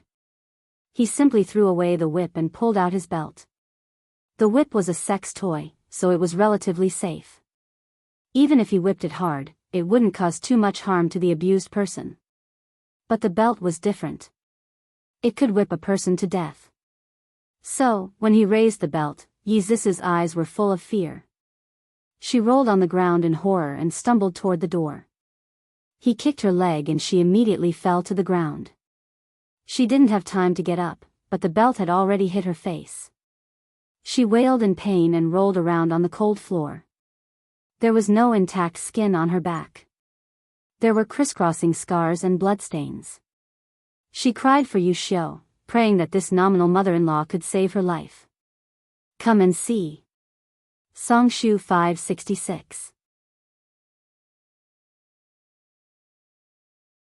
Chapter 888. Yu Xiu stood outside the master bedroom, hesitating. She knew that her son was abusing Yi Zisu. She had thought of persuading him to stop, but she gave up in the end because of the hatred between the Jiang and Ji families. "Mother-in-law, save me. Please save me. Hubby, spare me. I won't do it again. Hubby." Yi Zisu's cries were more miserable than before. They penetrated the door and pierced Yu Xiu's eardrums. She was afraid that someone would die, so she finally reached out and knocked on the door. "Tianhao, forget it. Don't hit her. Be careful not to kill her." The sound of slapping and crying continued. Yu Xiu couldn't take it anymore. She opened the door with the key and saw a mess. Yi Zisu was lying on the ground like a dead dog. Her back was a bloody mess, and Jiang Tianhao was half naked. His eyes were terrifyingly red, and his face was as ferocious as a demon. He had no rationality and only knew how to whip her over and over again. Yu Xiu was scared out of her wits. She quickly grabbed his wrist and said incoherently, son, look at me. I'm your mother. Don't hit her anymore. She'll die if you hit her again." Son. "Tianhao, what's wrong? Don't scare your mother." Tianhao. Jiang Tianhao's mind was in a mess. A familiar female voice kept ringing in his ears. He turned stiffly and looked at the worried face of the woman in front of him. His red eyes gradually regained their clarity. He let go of his hand and the belt fell to the ground. He saw Yi Zixu lying lifelessly on the floor. Her body was a bloody mess. He suddenly panicked. He threw himself on her and checked her breathing. If she was dead, he was done for. Fortunately, she was still breathing. He suddenly raised his head and shouted at the panicked Yu Xiu, "Mom, call an ambulance." Yu Xiu picked up the phone and was about to make a call when Jiang Tianhao suddenly thought of something and shouted, "No, Mom, don't call. You can't send her to the hospital." If he sent her to the hospital, the doctor would be able to tell at a glance how she got her injuries and might call the police. Yu Xiu was stunned. Then what should we do? Don't you care about her? Jiang Tianhao frowned and thought for a moment. He quickly walked into the bedroom, took out a clean blanket, and wrapped it around her from head to toe. He then carried her and said quickly, "Mom, I'll take her to the clinic. You stay at home and don't tell anyone about her injury." Okay. I got it. Hurry up and go." Jiang Tianhao pursed his lips and carried Yi Zixu downstairs. After stuffing her into the back seat of the car, he drove the car around the brightly lit streets. Finally, he saw a small clinic with its lights on in an alley. He stopped the car without hesitation and carried her out. The night shift was a man in his 40s. He had a round face and a chubby body. When he smiled, his eyes narrowed into slits and he gave off a sly vibe. Jiang Tianhao stuffed a thick stack of money into his hands and said in a low voice, "My wife accidentally fell and hurt herself. Could you please treat her wound, doctor? Don't worry. With me here, your wife will be fine." The doctor smiled and put away the red packet as if nothing had happened. He lifted the blanket and his pupils shrank. However, his expression didn't change and he said calmly, "Wait outside for a moment. I'm going to treat the patient's wound." Jiang Tianhao retreated out of the room. The doctor carefully examined Yi Zixu's wound and shook his head. It was obvious that she was beaten by her husband. She was really pitiful. However, it was none of his business. As long as he could earn money, it was fine. The doctor spent nearly half an hour treating Yi Zixu's wound. He applied medicine and gave her a bottle of anti-inflammatory for drip. Then, he opened the door and signaled Jiang Tianhao to go in. Yi Zixu was still unconscious. Jiang Tianhao sat beside her and saw her frown. Her face was pale and she looked like she was in pain. He only felt his heart was in a mess. He originally wanted to teach her a lesson, but he didn't expect that he would lose control of his emotions and beat her until she was seriously injured. "Ah. Don't hit me. Sob, sob, sob. It hurts. It hurts." Even though she was unconscious, she didn't sleep well. She kept having nightmares and talking in her sleep. Tears flowed from the corners of her eyes. Her pitiful appearance really made one's heart ache. Jiang Tianhao didn't feel any heartache. He only felt a headache. He didn't know how to comfort her when she woke up. He also didn't know how to explain it to her parents. He used a wet towel to wipe the tears on her face and coaxed her gently, "It's okay, honey. I won't hit you again.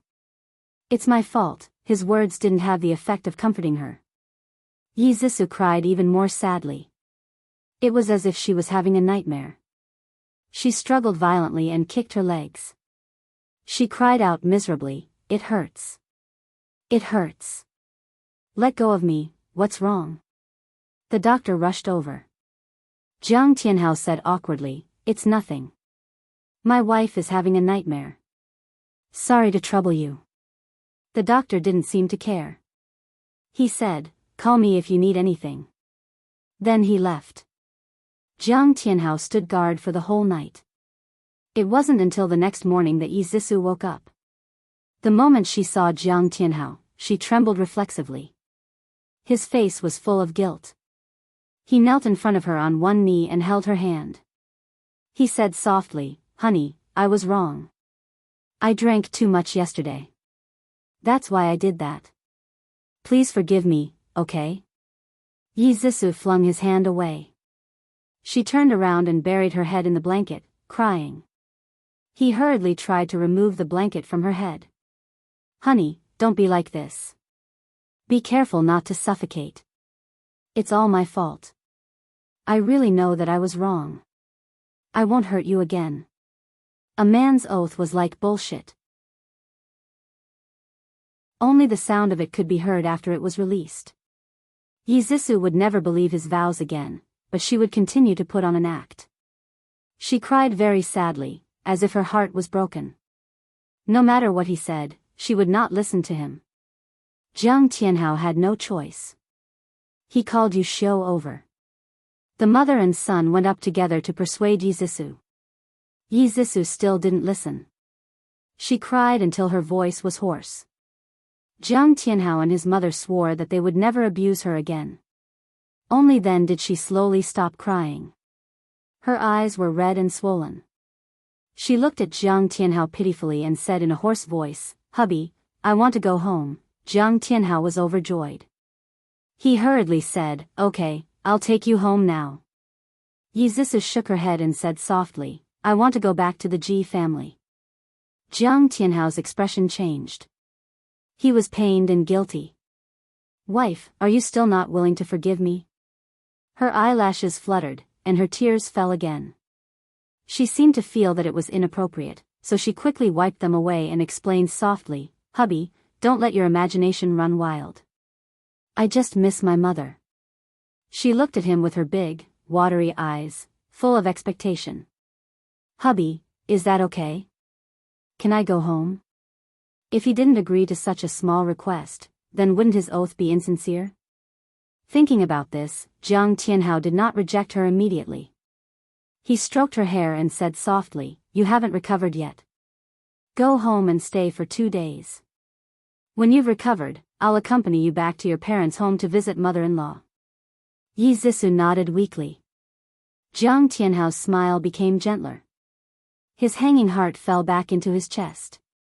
He thought it would be difficult to deal with her, but he didn't expect it to be so easy. He was a little smug. It seemed that she still loved him a lot. She could even forgive him for being treated violently. That joy only lasted for a day. The next day, Jiang Tianhao was furious. It turned out that it was all a trap set by Yi Zhisu. Yi Zhisu agreed to go home with him because she had hidden a pinhole camera in her bedroom. It recorded the entire process of her being abused by Jiang Tianhao. She had to go back and take the memory card in the camera. After removing the memory card, she took advantage of the time when Jiang Tianhao went to work and Yu Xiu went grocery shopping to pack her luggage. Then, she drove her car back to her parents' home. "Mom, you have to help me." Yi Zhisu immediately threw herself on Chen Tingfang when she returned to the Ji family. She cried miserably and listed Jiang Tianhao's crimes. She even took off her coat to show the evidence, which made Chen Tingfang's heart ache. She called Jiang Tianhao a bastard and scolded him. Yi Zhisu used the scars all over her body to make Chen Tingfang feel sorry for her. She hugged her mother's arm and said sadly, "Mom, I don't want to live with him anymore. Otherwise, I'll be killed by him sooner or later." Divorce decisively. Even if my daughter can't get married, she can't be ruined by that kind of scum. Yi Zhisu took out the memory card and said with tears in her eyes, "Mom, this is evidence of him abusing me. You can't let him go." "Good, as expected of my daughter. I'll make sure he never has a chance to rise again." Chen Tingfang immediately called the Ji family's lawyer and asked him to handle the divorce between Yi Zhisu and Jiang Tianhao. Ji Bowen was furious when he found out about Jiang Tianhao's actions. Even if Zhisu wasn't his biological daughter, he still had fatherly feelings for her. He couldn't allow outsiders to bully her like this. He approved of Yi Zhisu and Jiang Tianhao's divorce and informed the HR department to fire Jiang Tianhao. Jiang Tianhao was dumbfounded when he received the lawyer's letter. He couldn't believe that Yi Zhisu would divorce him. Was she crazy? Before he could come back to his senses, the HR manager called him to the office and handed him a dismissal letter. Jiang Tianhao said emotionally, "Manager, what does this mean? Didn't the previous punishment already come out?" The HR manager said expressionlessly, "This is a personal message from the chairman. You have to hand over your work today. You don't have to come to work tomorrow." Ji Bowen's message? It must have something to do with Yi Zhisu. That be *tch, didn't she just get beaten up? She actually dared to divorce him and kick him out of the G group. How despicable. Jiang Tianhao's handsome face was twisted with anger. He crumpled the dismissal letter into a ball and held it tightly in his hand. He didn't care about handing over his work and drove his car to the Ji family's house at the speed of an airplane. He angrily rushed into the villa. He stood in the empty living room and roared at the second floor, "Yi Zhisu, come out. Humph, you've got guts. You actually dared to come here." Chen Tingfang's figure appeared in the corridor on the second floor. She stared at the crazy Jiang Tianhao with disgust and cursed, "You be ****. I handed my daughter over to you and you actually dared to abuse her. Do you think the Ji family is easy to bully?" Jiang Tianhao gritted his teeth and said angrily, "Don't think that your daughter is a good person. If she didn't seduce other people outside, why would I hit her? All of this was caused by her. Call Yi Zhisu out. I want to talk to her face to face." Beauty novel, Hongcha 866.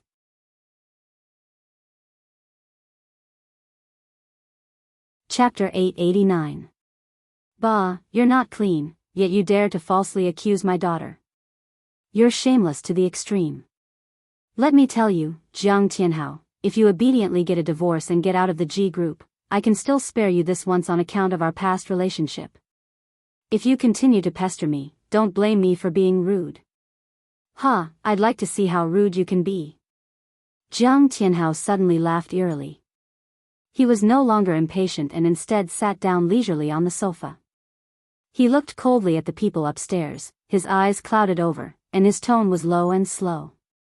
"If you don't want Ji Bowen to know what you've done, then call Yi Zhisu out." Chen Tingfang's eyes narrowed, and her mind raced. She realized that Jiang Tianhao might have something on her. Just as she was about to say something, Yi Zhisu suddenly rushed out of the room, rushed to the railing, and shouted, "Didn't you want to talk to me? Okay, I'll talk to you." "Zhisu, don't go." Chen Tingfang grabbed Yi Zhisu's arm, her eyes full of worry. "Mom, I'm fine. Trust me, I won't lose out." Yi Zhisu took her hand away and smiled at her. The room was very quiet, and they could almost hear each other's breathing. Yi Zhisu poured a glass of water for Jiang Tianhao and said indifferently, "Okay, what do you want to talk to me about? Let's talk." Jiang Tianhao looked at the porcelain cup in front of him. His face was printed on the cup, and their names were engraved on the side. The corners of his lips curled up slightly. "You made this yourself on my birthday. The cup you gave me has your face printed on it. I put it in my office and drink from it every day. It's like I'm with you every moment." His tone was a little sad. Yi Zhisu couldn't help but recall how they loved each other in the past. She felt a little disappointed, a little regretful, and even more hatred. She loved him so wholeheartedly, but he pretended to love her in order to use her. Her lips curled into a mocking smile, and she said indifferently, "So you still remember? I thought you'd forgotten everything. Jiang Tianhao, touch your conscience and answer me. Have you ever loved me?" Jiang Tianhao was slightly stunned. His face darkened, and he said, "Even now, are you still doubting my love for you?" "Zhisu, even though I've done some wrong, it's all because I love you too much. I thought you'd betrayed me, so I was so impulsive." "Oh, is that so?" Yi Zhisu didn't comment as she stroked the hair by her ear. She looked straight at him with a calm gaze and said indifferently, "Jiang Tianhao, aren't you tired of pretending to be so affectionate all day long? You really don't have to put on an act in front of me. I know that everything you've done is for revenge. From the beginning to the end, I've only been a chess piece in your hands." Jiang Tianhao's pupils shrank suddenly, and a storm surged in his eyes. How did she know? No wonder she suddenly wanted a divorce. The wall that Jiang Tianhao had built in his heart suddenly collapsed. He no longer had the confidence that he could use true love to move her, but he didn't hide his true self anymore. He suddenly reached out his right hand and pinched her chin. He stared at her with a dark gaze. His tone was gentle, but the words that came out of his mouth made her shudder. Divorce me, haha. Aren't you afraid that I'll expose what you've done? You drugged Ji Yuqi and ordered your good cousin, Chinifei, to ruin her innocence. You asked Xiao Ren to spike Ji Yuqi's wine in an attempt to ruin Ji Yuqi's reputation. Also, that good mother of yours kidnapped Ji Yuqi and colluded with the mafia. If Ji Bowen finds out about this, do you think he'll chase you and your mother out of the Ji family? I'm really curious. He used a lot of strength in his hand, and Yizisu's chin was pinched so hard that a red mark appeared. It was so painful that she was about to cry. She gritted her teeth and kicked his calf hard. He felt the pain and flung her chin away. She quickly stepped back and stood a distance away from him. She said coldly, "Words are no proof. Do you think that Ji Bowen will believe you just because of your words? Stop dreaming." Ha! Who says words are no proof? Jiang Tianhao endured the pain and took out his phone from his pocket. He pressed a button, and the sound of Yizisu and Chen Tingfang plotting to hurt Ji Yuqi immediately rang out in the room. Yizisu's face changed drastically, but she quickly regained her composure and sneered. You have the nerve to bring out such a thing? What a joke. Who knows if you're taking revenge by getting a voice actor to imitate our voices? Other than this, I have something even more interesting. Yizisu had already seen how vicious Jiang Tianhao could be. Of course, she didn't dare to take the risk. She bit her lip and said hatefully, if you want to lose your reputation and no longer be able to stay in Ning City, then go ahead and expose those so-called evidence. At most, we'll fight to the death. No one will benefit from it. Jiang Tianhao's gaze darkened. What do you mean by that? She sneered. What I mean is that I will announce to the world that you're a pervert who likes to use sex and violence. In the future, no rich miss will dare to marry you. Your dream of becoming a rich man will also be shattered. Not only will G Group not want you, but other companies won't want you either. Do you think everyone will believe you? Huh, what a wonderful reversal. Yizisu returned his words to him. I have something interesting too. If you want to see it, you can see it online in half an hour. How about it? Do you want to take a gamble? You secretly filmed it. Jiang Tianhao glared at her with eyes full of hatred. It seemed like he would pounce on her and tear her to pieces in the next second. Yizisu was suddenly not afraid. This was the Ji family. Could he beat her to death? She laughed mockingly. Yes, such an interesting scene of violence. How can I not record it as a memento? As soon as she finished speaking, Jiang Tianhao suddenly pounced on her. His hands gripped her neck tightly. His face was ferocious as he said sternly, hand it over, or I'll kill you. Yizisu looked up with a strong sense of suffocation. Her beautiful eyes were filled with hatred.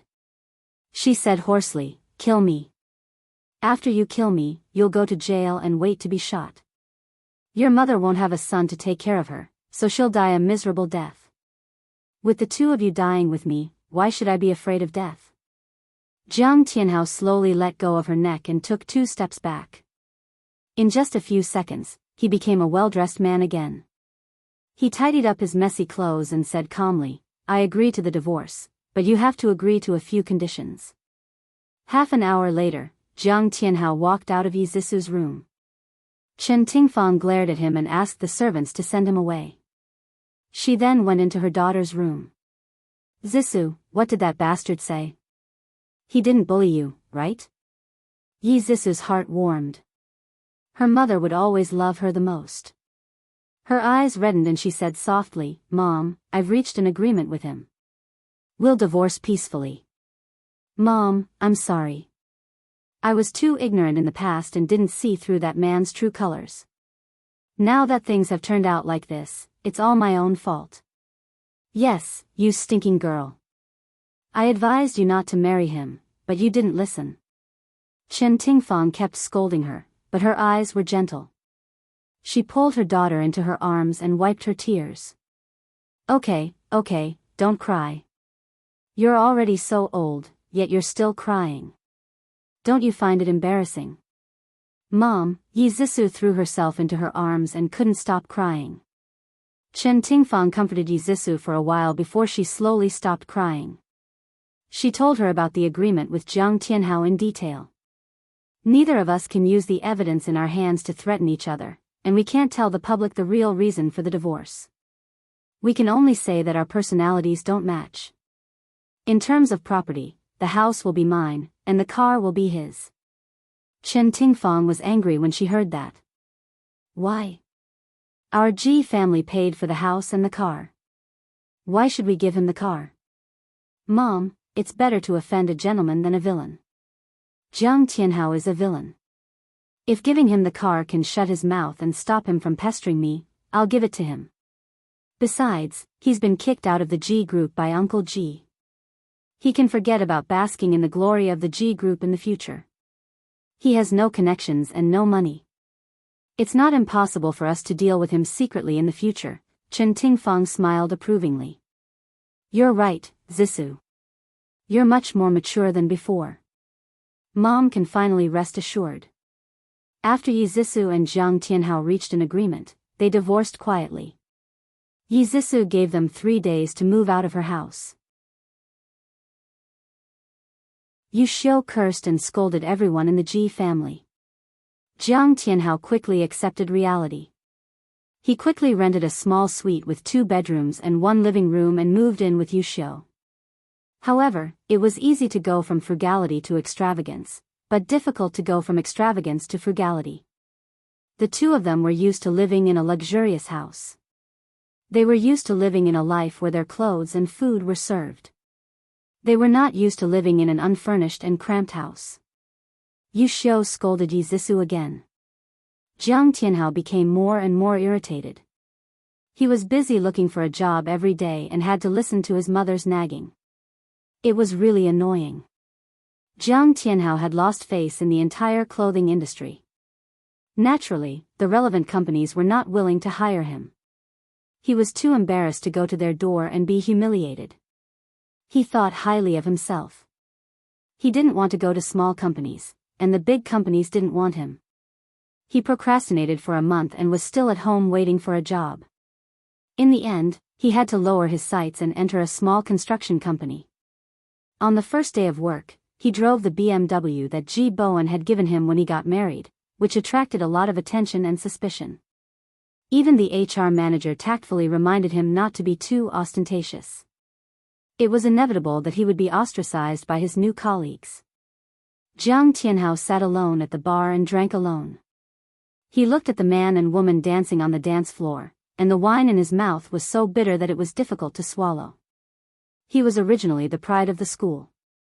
He was originally the son-in-law of a rich family. He had the ambition to take back what belonged to him. Why had he fallen to such a state? He drank 1 glass after another. His vision gradually became blurry. He knew that he was drunk. He stood up shakily and staggered out. He wanted to go home. He lowered his head and did not look in front of him.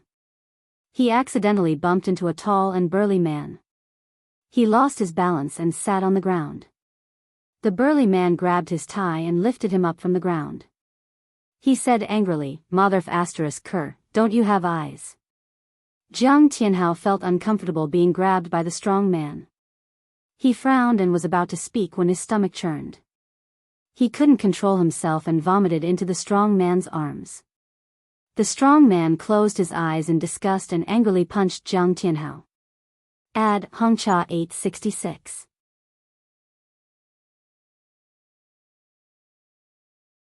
Chapter 890. F***ck, that's disgusting. I'll beat you to death today. The burly man quickly took off his clothes. His arms were bare as he punched and kicked Jiang Tianhao, who was sprawled on the ground. The people around them watched anxiously, and no one dared to step forward to stop them. It was only when Jiang Tianhao lay motionless on the ground that the owner of the bar was afraid that he would die. Only then did he step forward to persuade Jiang Tianhao. The brawny man spat on the ground and cursed, "What bad luck." He then swaggered away. In the bar, the music was still playing. The men and women dancing on the dance floor were not disturbed by the scene at all. Yi Zixu was in Xiao Yihan's arms.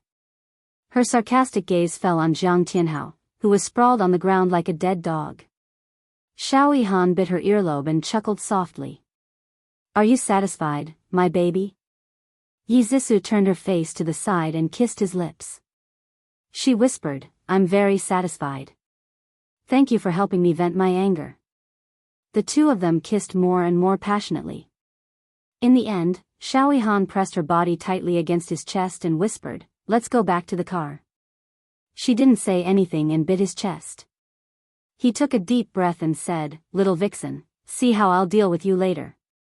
She was like a seductive vixen as she lay in his arms and giggled happily. He gritted his teeth, carried her horizontally, and walked out quickly.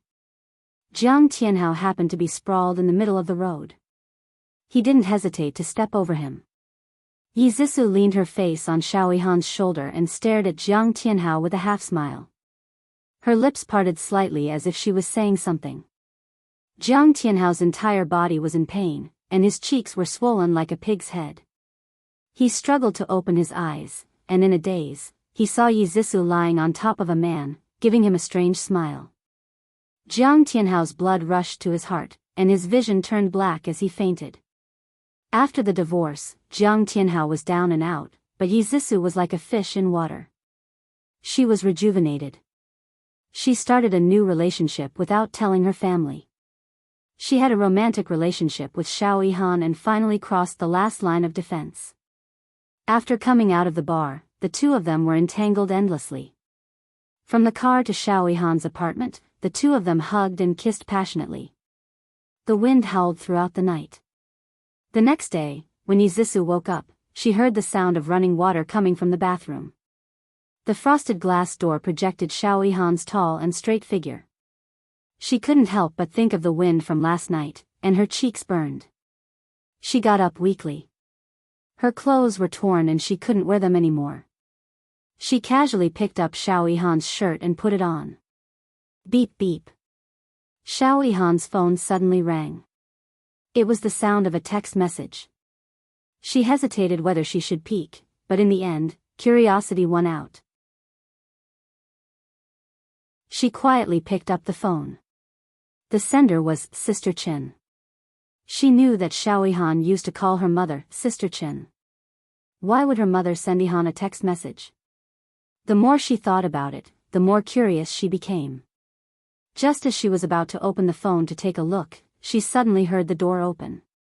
She quickly put the phone back and turned around with a smile. "Good morning." "Good morning, baby." Xiao Yihan didn't see her little action. His handsome face bloomed with a bright smile. He walked to her side and leaned over to give her a hot morning kiss. After a while, he let go of her and smiled gently.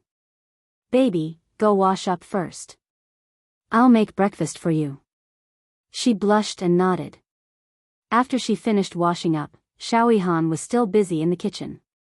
Even though he was wearing an apron, it didn't affect his handsomeness at all.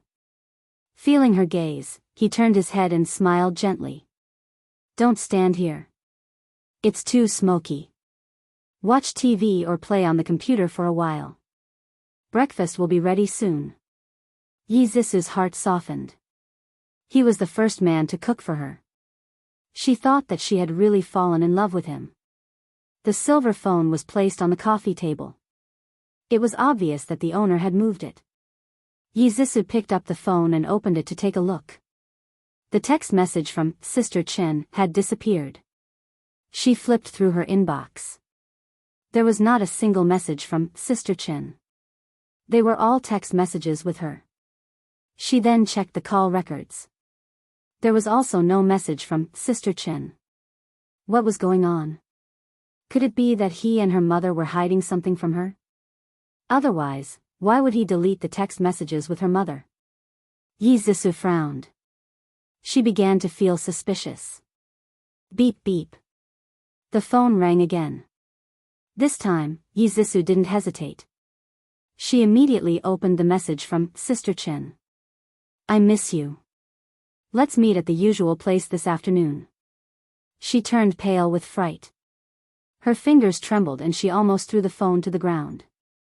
She held the phone tightly with both hands and muttered to herself, No, I must have misunderstood. Mom and Ihan are good friends. That's right, that's it. Baby, what are you talking to yourself about? Xiao Ihan walked out of the kitchen with a plate in each hand. He had a warm smile on his handsome face. Yi Zisou was shocked. She gripped the phone tightly to hide her panic. She smiled stiffly and said, No, nothing. It's done. Do you need my help? No, it's time to eat. Oh, okay. Yi Zisou hid the phone behind her back. When she walked to the sofa, she secretly threw his phone on the sofa when he wasn't paying attention. Yi Zisou ate the meal blandly. On one hand, she couldn't help but wonder about the relationship between Xiao Yihan and Chen Tingfang. On the other hand, she was worried that Xiao Yihan would find out that she had secretly read his text messages. She was really conflicted and frustrated. Xiao Yihan was oblivious to it. He treated her gently and considerately as usual. He wiped the milk from the corner of her mouth with his finger and chuckled. Baby, you're so cute. Yi Zisou wanted to reply with a smile, but she couldn't. After struggling for a long time, she finally mustered up the courage to say, Han, I heard your phone ring just now, and then I read your text messages. Do you blame me? A complicated look flashed across Xiao Yihan's eyes, but he maintained his smile. Silly, it's not a big deal. Why would I blame you? He took a sip of milk and asked casually, Who sent it? Yi Zisou stared into his eyes without blinking and said slowly, It's from my mom. She said she wants to meet you at the usual place. Xiao Yihan's eyes flickered, and his smile was a little unnatural. So it's Sister Chen. Some time ago, she said she wanted to start a small business and asked me to give her some advice. She probably asked me out to talk about this. Yi Zisou's fingers clasped the table tightly. Her throat was dry. She was very good at reading people's expressions. She was sure that Ihan was hiding something from her. She slowly took a breath and smiled. Since you have something to do in the afternoon, you don't have to accompany me. I'll go to the concert with my friends. Xiao Ihan held her hand and said apologetically, I'm sorry, baby. When I'm done, I'll make it up to you. It's okay. Business is more important. Yi Zisou's smile was very beautiful, but her heart was very uncomfortable. A chill actually stood her up for her mother. Between them. She couldn't think about it anymore. If she continued to think about it, she would go crazy. In the Grand Hotel lobby, a handsome man and a fashionably dressed woman wearing sunglasses walked side by side. When they stepped into the elevator, Yi Zisou immediately came out from behind a pillar in the lobby and quickly chased after them. The elevator stopped on the 12th floor. Yi Zisou watched as her mom, Chen Tingfang, held Xiao Yihan's arm and walked into room 1205. Why couldn't they talk in a cafe or a restaurant? Why did they have to talk face to face in a hotel room? Yi Zisou couldn't control her imagination anymore.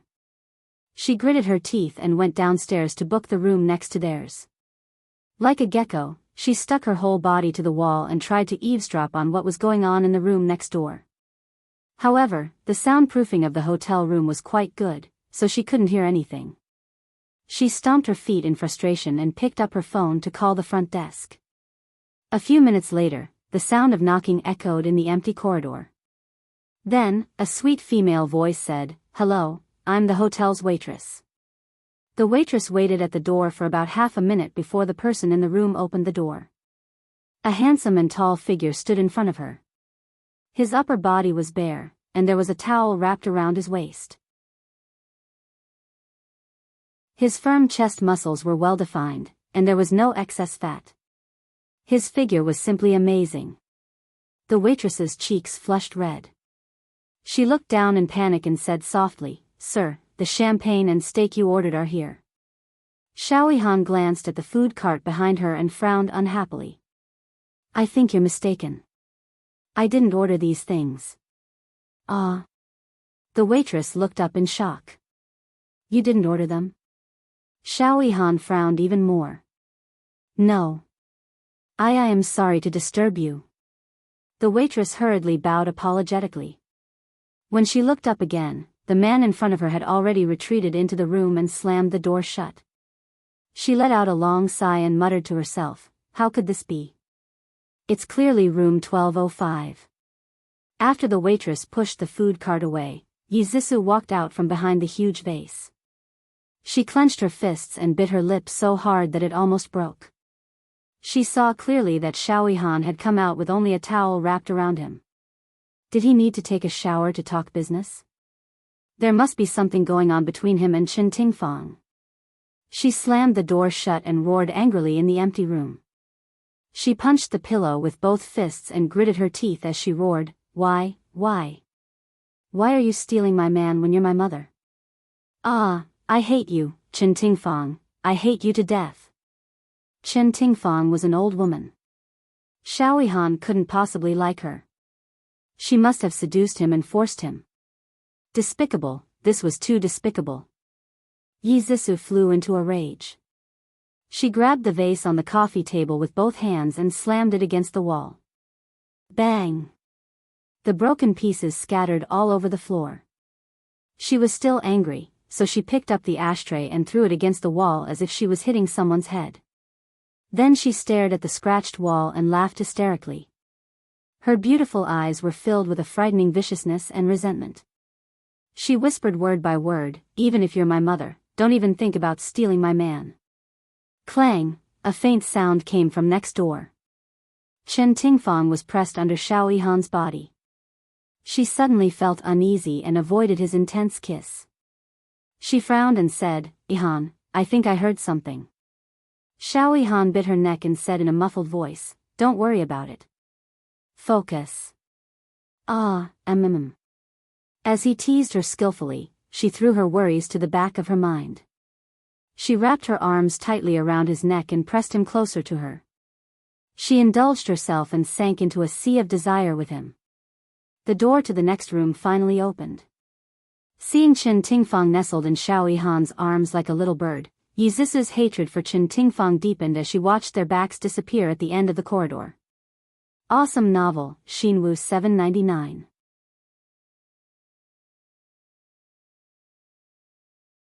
Chapter 891. That night, Yizisu did not return home. She stayed over at Xiaoyihan's house and passionately made love to him. She had a crazy thought in her mind. She wanted to squeeze him dry so that he would never be able to fool around with Chen Tingfang again. She knew that her thoughts were childish, but there was no way she could control it. Late at night, Xiaoyihan hugged her in his arms and fell into a deep sleep. She tried to call out his name, but he did not respond. She quietly withdrew from his arms and rummaged around the room barefooted. She wanted to find evidence of Chen Tingfang and Ihan having an affair.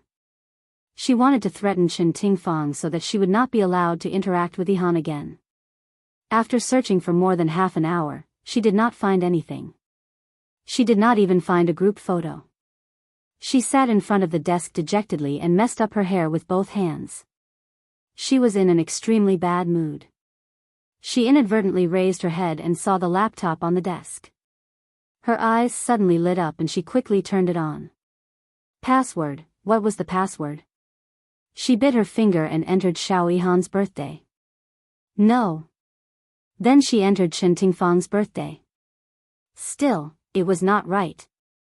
The third time, she hesitantly entered her own birthday. She actually succeeded.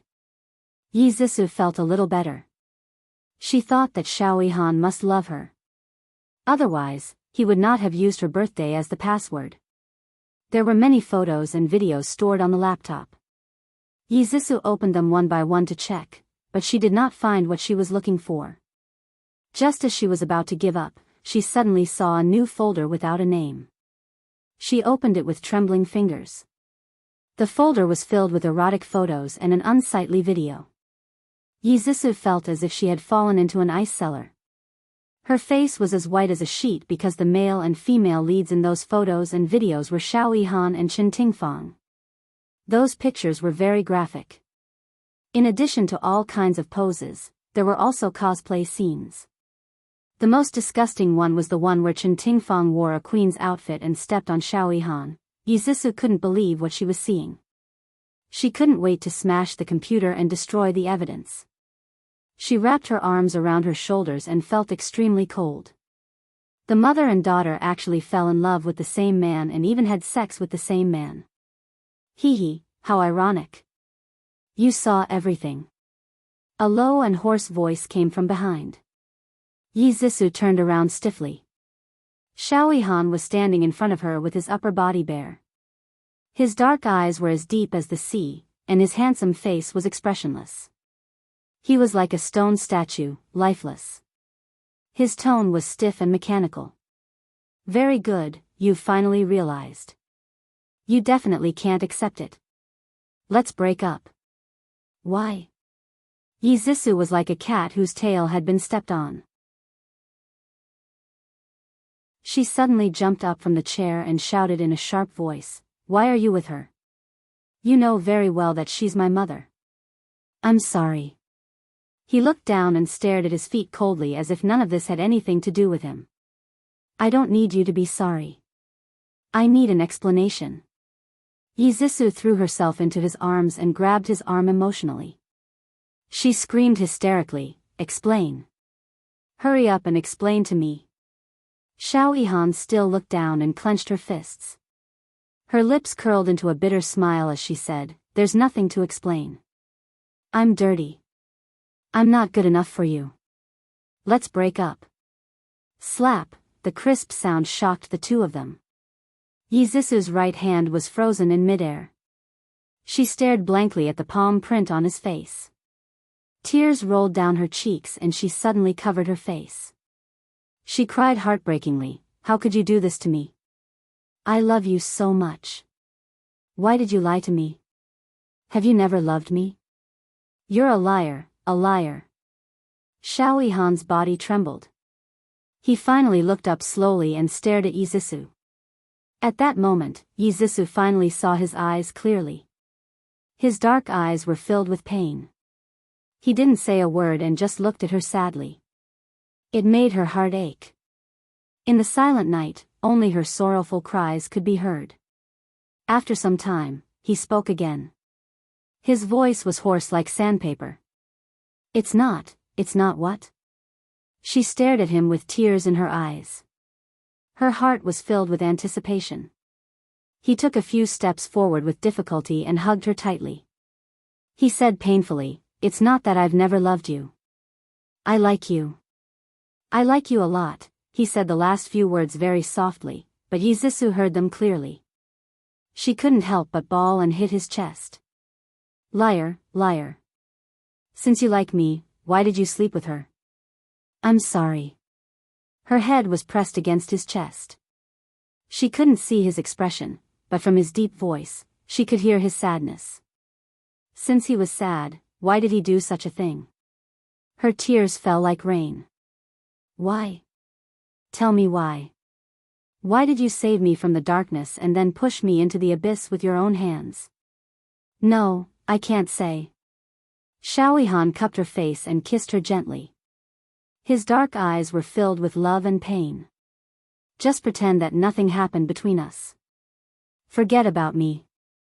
After saying that, he let go of her resolutely and turned around. He didn't look at her again. His voice was cold and indifferent. "I'm going to sleep in the guest room. You can leave early tomorrow morning. Don't come looking for me again."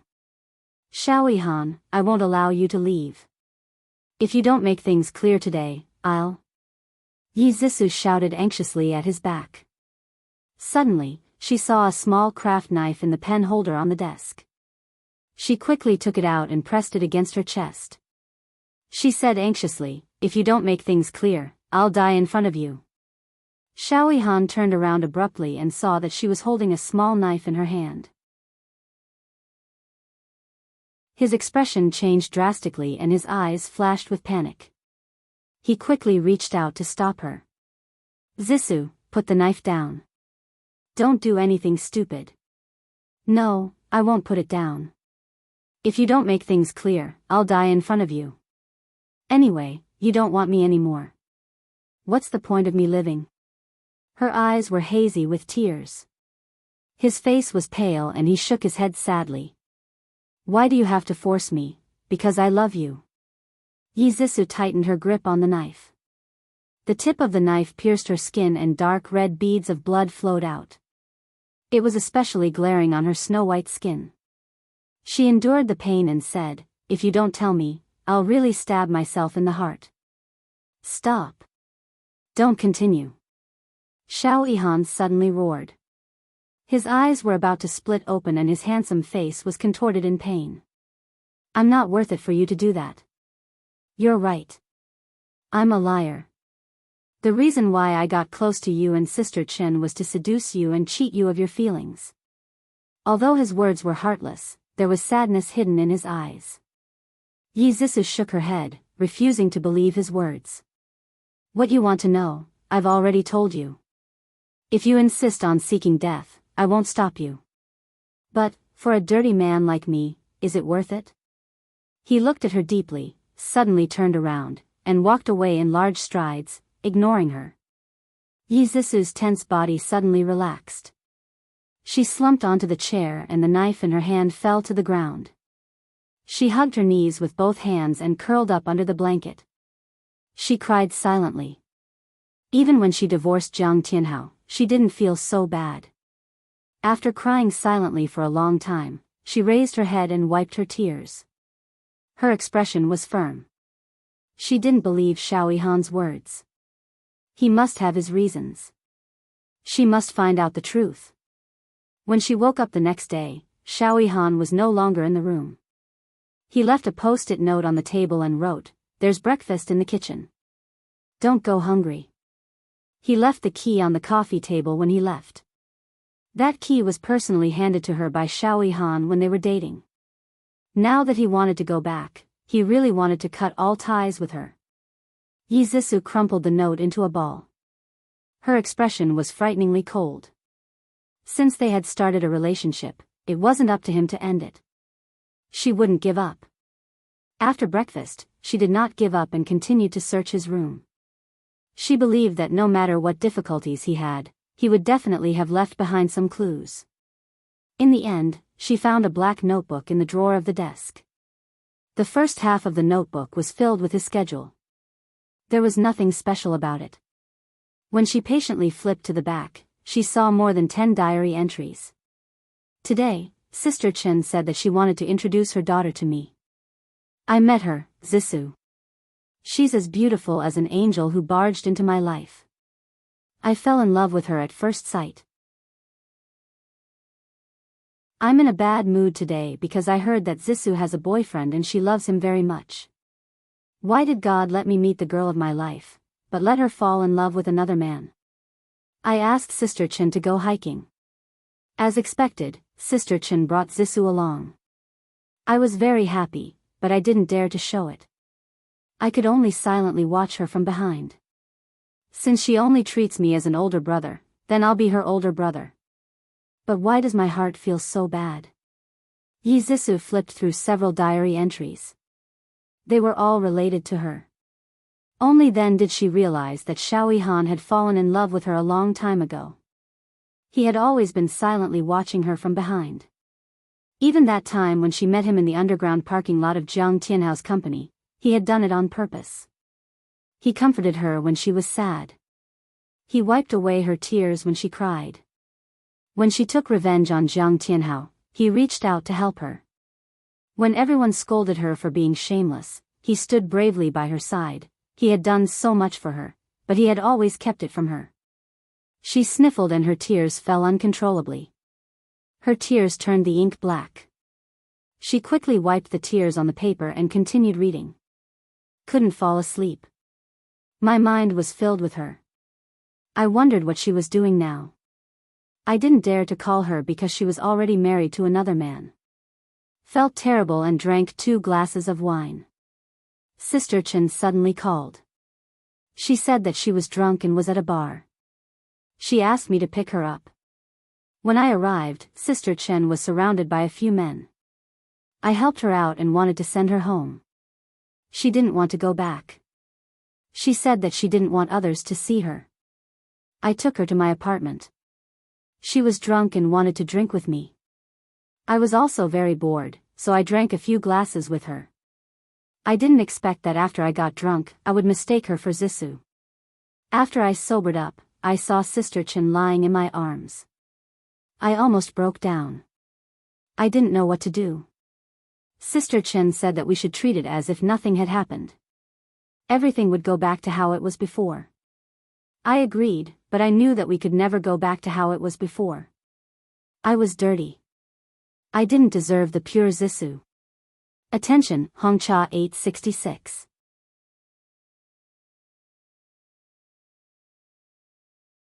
Chapter 892. I thought that night was just a nightmare, but I didn't expect Sister Chen to come looking for me again. She said she was very lonely and wanted someone to keep her company. She said she liked the young and energetic me. I wanted to reject her, but she threatened me and said she would tell Zissou about what happened that night. In the end, I compromised. I didn't want Zissou to know about my unbearable side, even though she didn't care about me at all. Zissou gritted her teeth so hard that they almost shattered. She had never hated Chen Tingfang so much. How could her biological mother do such a despicable thing? I was forced again. I hated myself so much that I wanted to numb myself with alcohol. I didn't expect to meet Tang Feng and Zissou. Zissou was drunk and was held in Tang Feng's arms. I was jealous and snatched her away from him. She lay in my arms and cried. She cried that Jiang Tianhao cheated on her and betrayed her. She was the treasure in my heart, but she was ruined by another man. My heart was about to break. I was very conflicted. On one hand, I wanted to protect her and give her happiness. On the other hand, I felt that I was dirty and unworthy of her. I was conflicted and in pain.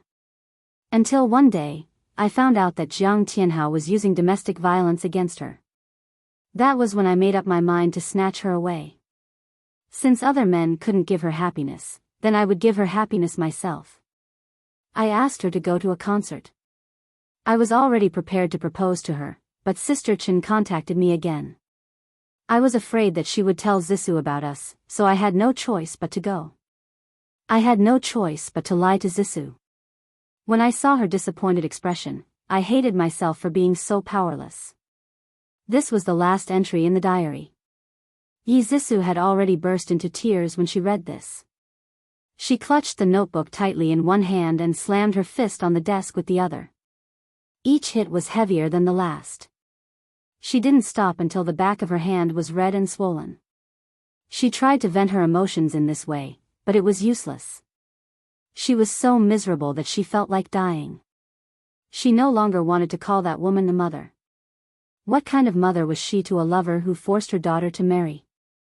Zissou waved her arms and pushed everything around her to the floor. Then, she only took a key and ran out of the room agitatedly. She wanted to go home immediately and confront Chen Tingfang face to face. Running to the underground parking lot, Zissou's head, which had been clouded by anger, slowly cleared up. She remembered that she should have brought the notebook with her. Otherwise, Chen Tingfang would definitely deny it. She turned around and went upstairs. When she returned to Shaoihan's apartment, the study room was in a mess. The notebook that she had thrown away earlier was nowhere to be found. Zissou couldn't find the notebook, so she copied the photos of the boat from Shaoihan's computer. At the Ji residence, Chen Tingfang was wearing sunglasses and lying on a hanging bed in the garden, comfortably sunbathing. When she heard footsteps, she opened her eyes and saw Zissou standing beside her. She said unhappily, "Mom, I have something to tell you."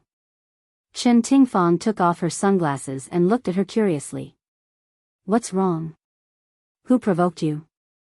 Yi Zhisu gritted her teeth and tried hard to control her emotions. She forced a smile. Let's go back to the room and talk. The room was very quiet. The mother and daughter sat facing each other, and neither of them spoke first. After a while, Chen Tingfang's patience ran out. She frowned and said, Zhisu, what's wrong with you today? If you have something to say it quickly. Yi Zhisu lowered her eyes and stared at the teacup in her hand to hide the deep anger in her eyes. She said softly, Mom, I want to be with Xiaoyihan. What do you think? Xiaoyihan? Chen Tingfang's voice suddenly rose, and she almost jumped up from the sofa. She immediately realized that she had overreacted, so she lowered her voice and said gently, Zhisu, I thought you didn't like Xiaoyihan. Why did you suddenly mention him? Yi Zhisu pursed her lips. I think he's quite good. He's handsome, capable, and has a good personality. He doesn't mind that I was divorced before, and... She paused and suddenly looked up. Her dark eyes stared straight at Chen Tingfang and she smiled. And I like him. Chen Tingfang was shocked. The mother and daughter actually fell in love with the same man. Oh my God, just thinking about it made her feel ridiculous. Her nails dug deep into her palms. She forced herself to calm down and said slowly, Zhisu, are you serious? You've fallen in love with Xiaoyihan? Yi Zhisu's smile became brighter. She nodded and said sweetly, Yes, Mom. Yihan likes me too. We're even planning to get married. No, that's impossible. I mean, even if you two like each other, you should ask for the opinion of your family. Chen Tingfang's expression was extremely ugly. Her heart was in a mess. How could this be? Could it be that Yihan really fell in love with Zhisu? This thought was about to drive her crazy. She stood up and held her forehead with one hand. She said frantically, I'm not feeling well. I'll go back to my room first. Let's talk about you and Xiaoyihan in 2 days. She walked to the door in a flustered and helpless manner. Yi Zhisu looked at her back and sneered. She said softly, Mom, Yihan and I are truly in love. You'll definitely give us your blessings, right?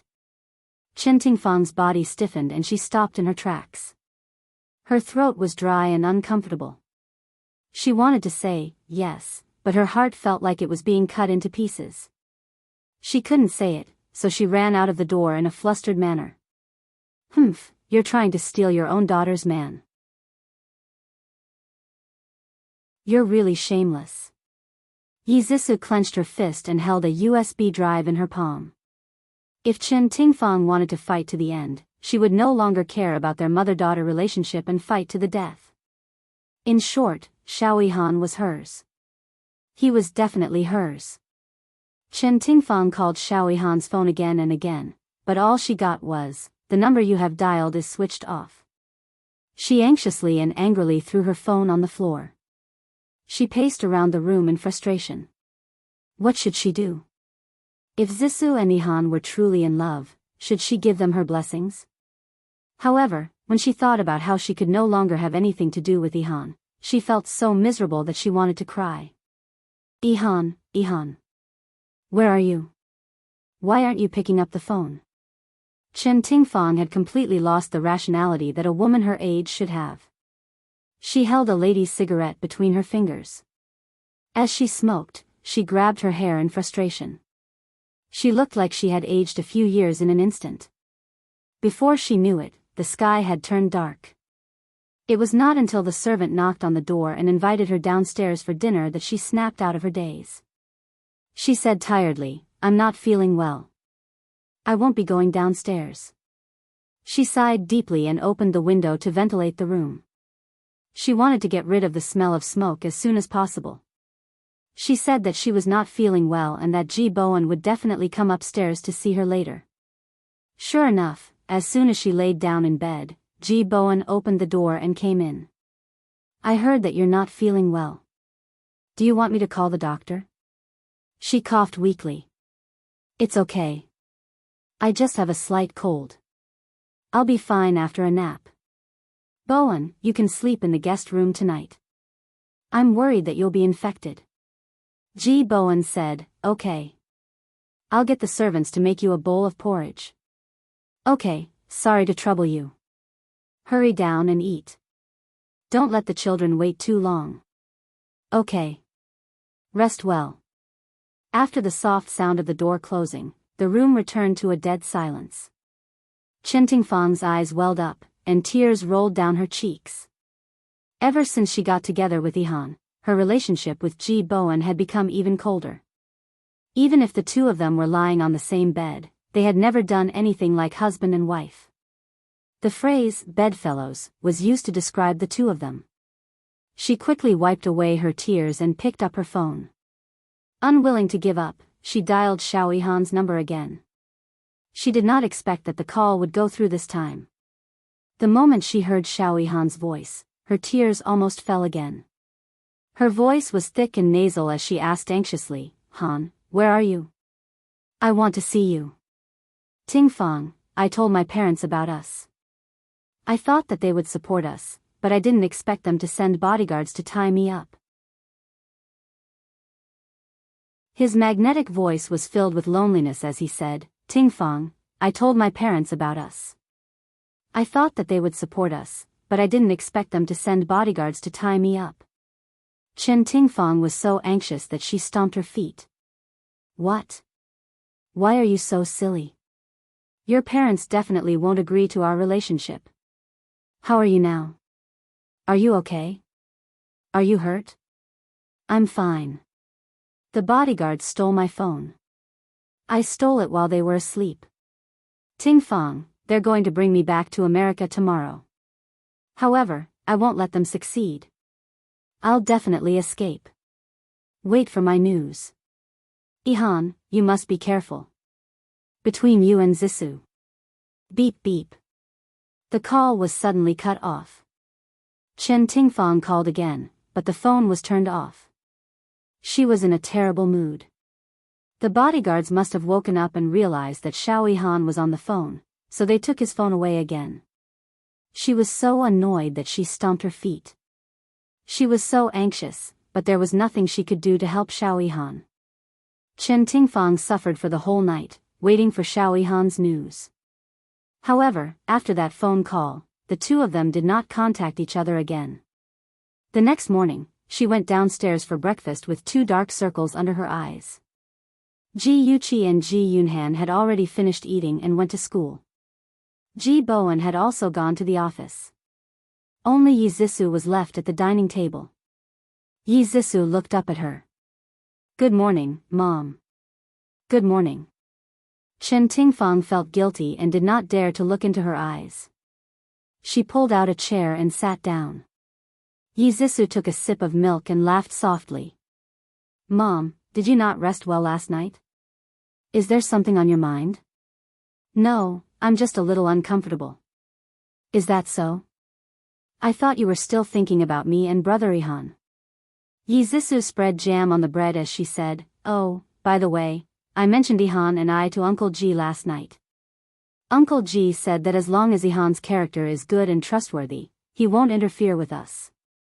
I just realized that Uncle Ji is actually a very good person. With that, she nodded affirmatively and asked with a smile, Mom, what do you think? Chen Tingfang smiled stiffly. Yes, you're right. Yi Zissou's smile faded and she said calmly, Mom, I hope you won't interfere with us. If you insist on interfering, I might do something bad. Chen Tingfang's expression changed and she stared at her in disbelief. What do you mean by that?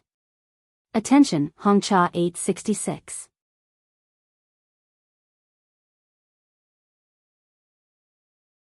Chapter 893.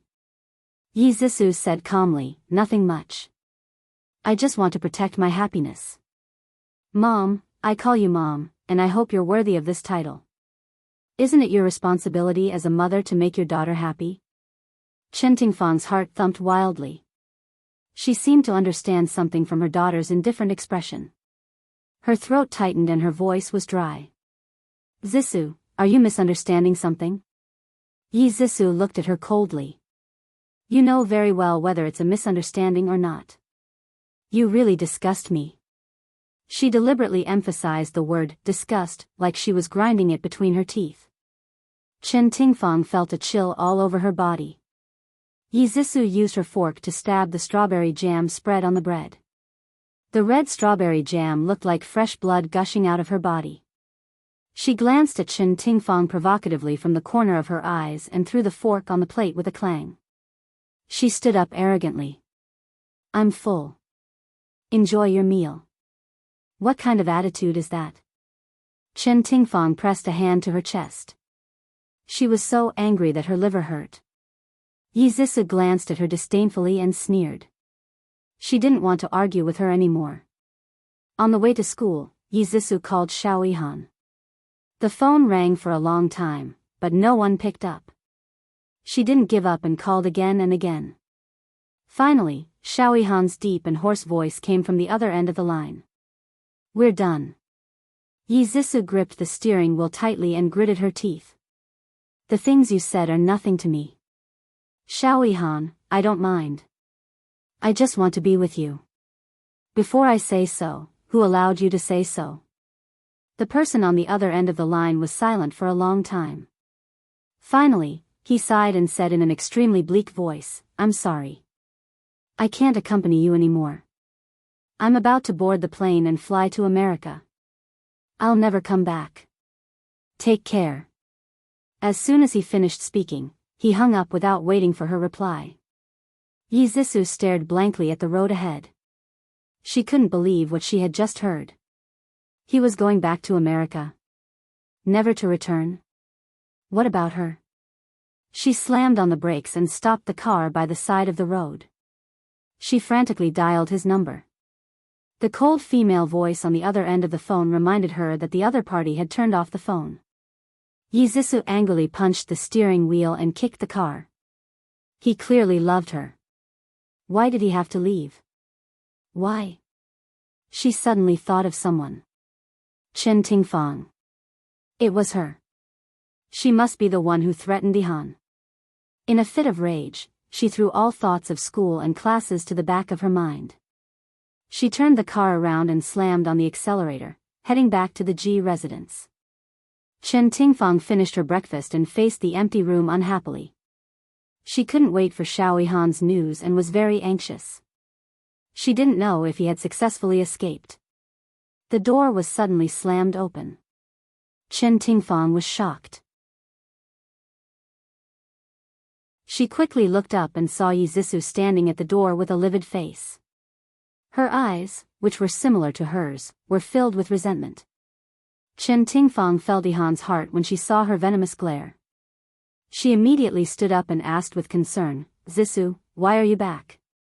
Yi Zissou clenched her teeth and stared at the woman who gave birth to her. She walked towards her step by step and finally stopped 3 steps away. She squeezed a few words out of her teeth. Yihan is going back to America. Did you force him? Chen Tingfang's eyes widened. She quickly reacted and forced a smile. His parents are in America. It's only right for him to go back. What does it have to do with me? Don't pretend anymore. Yi Zissou broke down emotionally and shouted hysterically, I know. I know everything. It's about you and him. You must have forced him to leave. We were so in love. Why did you have to interfere? Tell me. Chen Tingfang's face was pale. Her fingers trembled slightly. She turned her face slightly and pursed her lips. She didn't know what to say. Yi Zissou threw herself at her. She grabbed her arm and shook it vigorously. She cried and screamed, Give him back to me. Hurry up and give him back to me. Zissou, calm down. I really didn't force him to leave. When Chen Tingfang saw her daughter's grief-stricken appearance, she didn't feel good either. She tried to persuade her, but her daughter didn't appreciate it. She raised her tear-stained face and questioned sternly, If you didn't force him, why did he leave? He said that he loved me and wanted to marry me. If you didn't interfere, we would have been married. Chen Tingfang's head was spinning from Yi Zissou's shaking, and her ears were suffering from the noise. In a moment of frustration, she wanted to push Yizisu away, but Yizisu held on tightly. She didn't know why, but she raised her hand and slapped Yizisu. Following that, she shouted angrily, "Enough, stop making noise." Chen Tingfang suddenly flipped out. Yizisu was shocked and let go of her shoulder. She sighed and said earnestly, "Zisu, do you really think that everything is Mom's fault? If it's not your fault, then is it my fault? He's about to propose to me. I really love him." Yizisu's tears flowed down again as she thought of the sad part. "Mom, if you still treat me as your daughter, then call him back. I can't leave him." Chen Tingfang had a headache and her eyes flickered. "How many times do I have to say it before you understand? I really didn't ask him to leave." She found it hard to explain the real reason Xiao Yihan left. Yizisu didn't let it go. Then why did he leave? Chen Tingfang flew into a rage out of humiliation and said angrily, "That's enough. I said I don't know, so I don't know. Even if you ask me 100 times or 1,000 times, I still don't know." Yizisu stared at her as if she was looking at a stranger for a long time. Suddenly, she laughed out loud. Her laughter was strange and eerie, and her eyes flashed with a wild light. Her lips parted slightly, like a venomous snake, and she said eerily, "Chen Tingfang, from today onwards, we're no longer mother and daughter. In the future, I don't have a shameless mother like you anymore." Every word that came out of her mouth was like a sharp arrow that fiercely pierced Chen Tingfang's chest. She clenched her fists tightly and her voice was sharp because of urgency and anger. "You're crazy. I'll give you one more chance. Take back what you just said." Yizisu sneered. "Words that have been spoken are like spilled water. They can't be taken back." "Humph, I don't want to be your daughter anymore." Chen Tingfang's face was as pale as a sheet. Her voice trembled as she said, "Are you really going to abandon our mother-daughter relationship for a man?" "That's right." Yizisu was 2 centimeters taller than Chen Tingfang. She lifted her chin slightly and stared disdainfully at Chen Tingfang. She said coldly, "You're even stealing your daughter's man. What kind of mother are you?" After saying those words, she didn't bother to look at Chen Tingfang anymore. She turned around arrogantly and left, leaving Chen Tingfang standing there like a soulless puppet. The man she loved the most had left her hometown and would never come back because of her mother. That kind of heart-wrenching pain made Yizisu feel almost hopeless. She had been sitting in front of the bay window for the whole morning. She called Xiao Yihan's phone countless times, but it was always turned off. In the end, she stiffly sent a text message. "Yihan, I really love you. Just take it as me begging you. Come back, okay? If you don't want to come back, tell me your address. I'll go find you. I miss you so much. I really miss you." After waiting for the whole afternoon and then the whole night, she finally received a call from an unknown number in the wee hours of the morning. It was Xiao Yihan's voice. "Zisu, I've arrived in America." Yizisu excitedly got up and said anxiously, "Han, did you see my text message? If you don't want to come back, I'll go to America to find you. Can you tell me your address?" The sound of heavy traffic could be heard on the other end of the phone. She could tell that he was driving. "Have you really thought it through? Give up everything in China and come to America?" "I've thought it through. As long as I can be with you, I don't mind anywhere. Yihan, I miss you so much." "I miss you too, baby." His voice was much gentler. "It's early in the morning in China. Did I disturb your rest?" "No, no. Actually, I've been waiting for your news." Yizisu's heart was filled with sweetness as if she had eaten honey. After acting coquettishly for a while, she said, "Han, quickly tell me your address. I'll get a visa as soon as possible and come find you." His voice was unbelievably gentle. "Okay, my address is..." A loud bang interrupted his voice. Yizisu heard the loud bang from the phone and her heart almost stopped. Her voice trembled as she called out, "Yihan, what's wrong?" Ihan? There was no response. Ihan. Ihan. Yizisu screamed at the top of her lungs. Each scream was more mournful than the last. She realized that something bad had happened and a huge panic engulfed her. Her whole body trembled uncontrollably. Ihan, hurry up and answer me. Nothing can happen to you. Nothing can happen to you. After a long, long time, almost as long as a century, Yizisu finally heard Xiao Ihan's weak voice intermittently. Cough cough. Zisu. I'm sorry.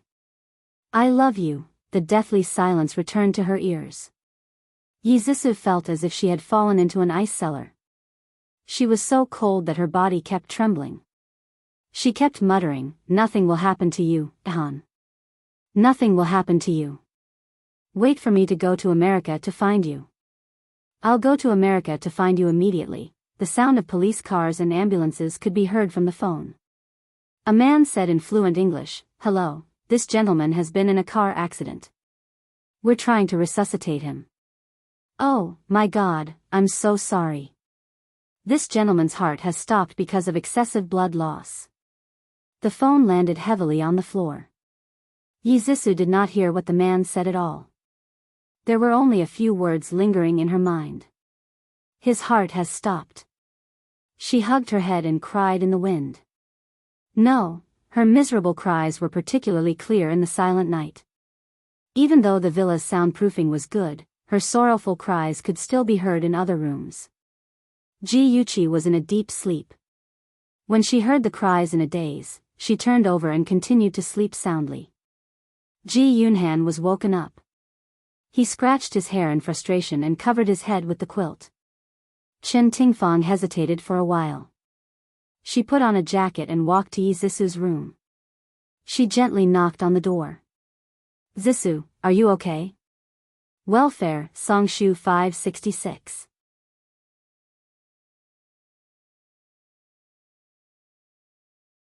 Chapter 894. There was no other response in the room except for waves of miserable cries. Perhaps she still couldn't accept the fact that Xiao Yihan had left. Chen Tingfang sighed sadly and silently turned to leave. At a time like this, Zisu definitely didn't want to see her. Yizisu locked herself in her room for an entire day. She didn't eat or drink, and no matter who came to persuade her, she wouldn't open the door. When she came out of her room the next day, everyone, including Ji Yuchi, was shocked. She was thinner than before. She was wearing a long white dress, her face was pale, and her long hair hung down to her shoulders. She had a dark and gloomy aura around her as she floated down from upstairs like a female ghost. Everyone who was eating stared at her in a daze. Ji Yunhan almost choked on his milk and mumbled, "Second sister, what's wrong with you?" Ji Bowen coughed and said, "Zisu, you must be hungry. Come and have breakfast." As the head of the family, he was also very curious as to why Zisu had become like this. However, it was obvious that she had suffered a huge blow, so it was better not to remind her of her sad past. Yizisu's indifferent gaze swept across everyone and finally landed on Chen Tingfang. A hint of hatred flashed in her eyes as she said indifferently, "No need. You guys eat. I want to go out for a walk." Her thin figure disappeared from everyone's sight, and the atmosphere froze for a moment. Chen Tingfang forced a smile and said to Ji Bowen, "It's okay. She's just in a bad mood. Let her go out for a walk." Ji Yuchi lowered her eyes and quietly cut the fried sausages. The sharp blade of the knife cut the sausages again and again, and the corners of her lips curved into a faint smile. Yizisu drove to the apartment where Xiao Yihan used to live. She opened the door with the key she left behind. The room still had its original decorations. They used to spend many happy times here. In the empty room, she could still hear his laughter and smell the faint fragrance of grass and wood on his body. Her tears fell once again. She covered her mouth and cried silently. "Ihan, why are you so cruel? After I fell in love with you, you left me alone." She didn't know how long she had been crying. Her eyes were red and swollen, and she almost couldn't open them. She hadn't eaten for a long time, which caused her blood sugar to be low. Her vision turned black. She leaned against the wall and closed her eyes to rest for a while before she felt slightly better. The study was still as messy as it had been the other day. She squatted on the floor and searched everywhere, trying to find the notebook that Xiao Han had left behind. However, after searching the entire study, she could not find it. She did not know where it had gone. She wanted to keep his personal belongings as a memento, but he didn't like to take photos. There was not a single photo in the room. He had taken all the clothes in the wardrobe with him. Other than the furniture, there was only a computer left. She turned on the computer with a pained and desperate heart.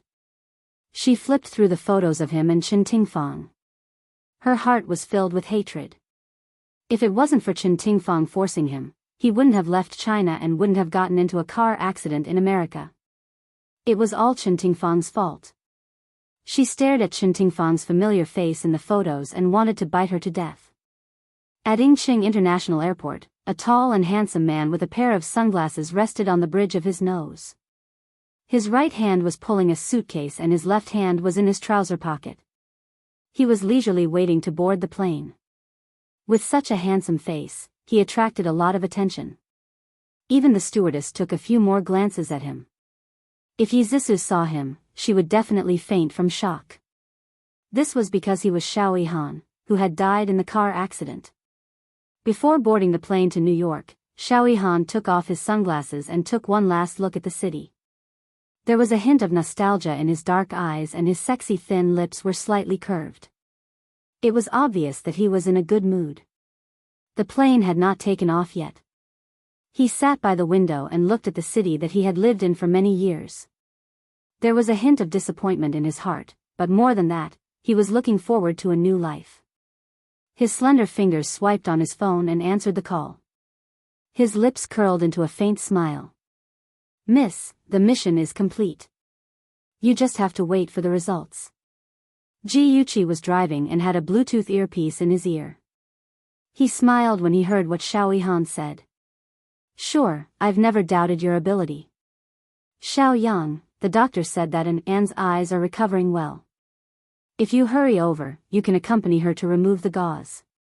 Xiao Han, whose real name was Xiao Yang, smiled wider and said in a warm voice, "I want to be the first person and sees after she recovers her sight." After saying that, he paused and said slowly, "Yuqi, thank you. Thank you for everything you've done for us." Ji Yuqi laughed softly. "Don't be too touched. I'm just doing what I should according to our deal." Xiao Yang's eyes sparkled. He knew that she did not need his gratitude, but he would never forget her kindness. When Xiao Yang was in junior high school, Father Xiao drove a car borrowed from a friend and took the whole family out to play. Unexpectedly, he was so tired that he drove and got into a car accident. Father Xiao and Mother Xiao were seriously injured and died. His sister, Xiao An, was only 8 years old when she lost her eyes and could no longer see this colorful world. Since then, Xiao Yang and his sister relied on each other. Their relatives helped them, but as they grew older and their expenses increased, their relatives gradually stopped visiting.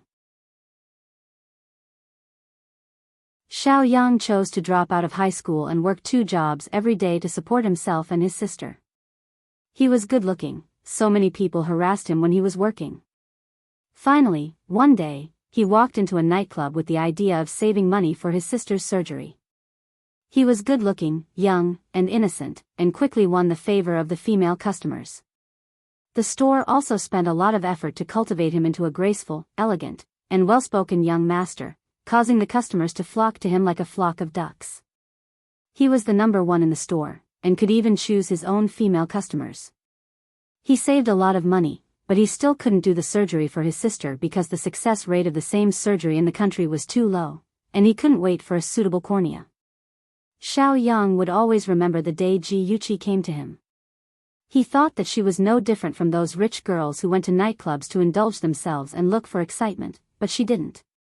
She took off her sunglasses, revealing a pair of intelligent and charming eyes. She smiled and said, "Xiao Yang, do you want your sister to regain her sight?" He couldn't refuse her help. He signed an agreement with her. She would find the best hospital and the best doctor for Anpan, help her regain her sight, and pay all the expenses during this period. Not only did she do it, but she also bought an extra apartment for the siblings to live in. She even helped them get a green card so that they could stay in the United States and start a new life. Xiao Yang remembered everything Ji Yuqi did for him. He swore that if he had the chance, he would repay her. According to the agreement, Xiao Yang deliberately got close to Chen Tingfang, seduced her, and got evidence of her infidelity. He also instigated the relationship between Chen Tingfang and Yi Zhisu, causing them to turn against each other. Thinking of this, he took out a black notebook from his bag. It was the notebook that Yi Zhisu couldn't find for a long time. It recorded his love for Yi Zhisu and his slander of Chen Tingfang. Of course, he wouldn't let Yi Zhisu keep such written evidence. When he got off the plane, he would destroy it with his own hands. From then on, Xiao Han would completely disappear from the world. The one who would get a new life would be him, Xiao Yang. After ending the call, Ji Yuqi narrowed her eyes slightly and the corners of her lips curled up. Yi Zhisu, don't let me down. Please work hard to fight with your mother. Yi Zhisu didn't let her down. In a state of sadness and anger, she sorted out the photos of Chen Tingfang and Xiao Han and sent them to Ji Bowen's office anonymously. Of course, Yi Zhisu didn't lose her mind. She wouldn't publicize it and let everyone know. That would also affect her own reputation. Ji Bowen opened the package and saw the photos inside. He was so angry that his blood pressure rose and he almost fainted.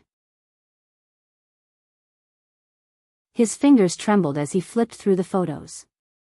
Because of the angle of the photos, Chen Tingfang's face was exposed in each photo, so no one would mistake her for someone else. As for the wild man's face, he didn't know if the photographer did it on purpose, but he didn't expose his face at all, so no one could recognize who he was. It was only a dozen or so photos, but it took him a full hour to finish reading them. The veins on his forehead were bulging, and his eyes were burning with anger. His cold and handsome face was covered with dark clouds, which was very frightening. Ji Bowen didn't even care about the meeting in the afternoon. He took the photos and went home angrily. When he found Chen Tingfang, she was entertaining a few rich ladies at home. The four of them gathered together to play mahjong. Chen Tingfang saw his livid face and knew something was wrong. She quickly smiled and said, "Honey, why are you back? I invited a few friends to play at home. This is Mrs. Lin, Mrs. Wang, Mrs. Zhang." Ji Bowen stood at the door like a black-faced deity. He didn't greet the other ladies. Mrs. Lin was the best at reading people's expressions. She quickly smiled and said, "I'm not playing anymore. I'm not playing anymore. I lost terribly today." "Good, I'm tired too. Sister Chen, Mr. Ji, we'll take our leave first." The three madams tactfully said their goodbyes and left. Ji Bowen let out a deep "n" and didn't say any more pleasantries. Chen Tingfang hurriedly had the servants send the three of them off. The living room quickly returned to silence. Chen Tingfang knew that he didn't like her playing mahjong at home. She smiled awkwardly and said, "Hubby, I'm sorry. They said they wanted to come to our house to play, and I didn't want to refuse. Don't worry, I won't let them come over next time." Ji Bowen ignored her deliberate flattery. His face was so gloomy that water could be wrung out. He glanced at her coldly and said, "Come upstairs with me." Attention, Hongcha 866.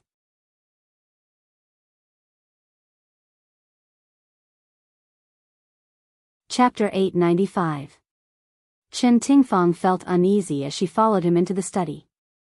Just as she closed the door, a stack of photos came flying at her face.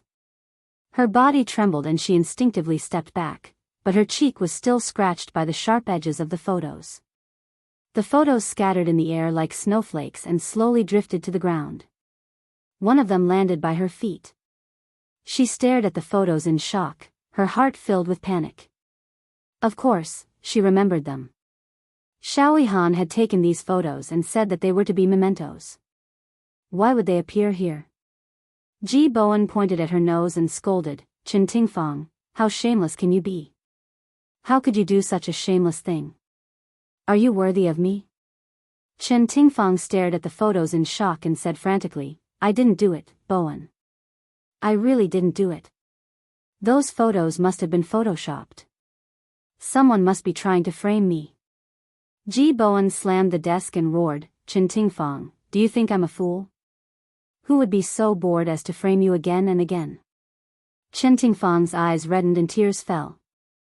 I don't know either. Bowen, why won't you believe me? I love you so much. How could I do anything to let you down? I really didn't do it.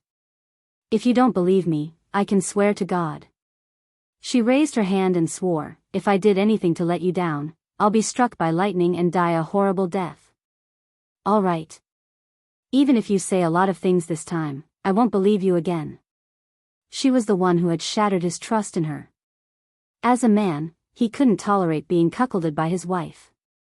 Bowen, Ji Bowen interrupted her and said sternly, I warned you last time that if you dare to have any ill intentions, I'll divorce you. It seems like you ignored my words. I'll inform the lawyer now to draft the divorce agreement. As he spoke, he reached for the phone. Chen Tingfang pounced on him agitatedly and held his right hand. She cried, No, Bowen. Please don't divorce me.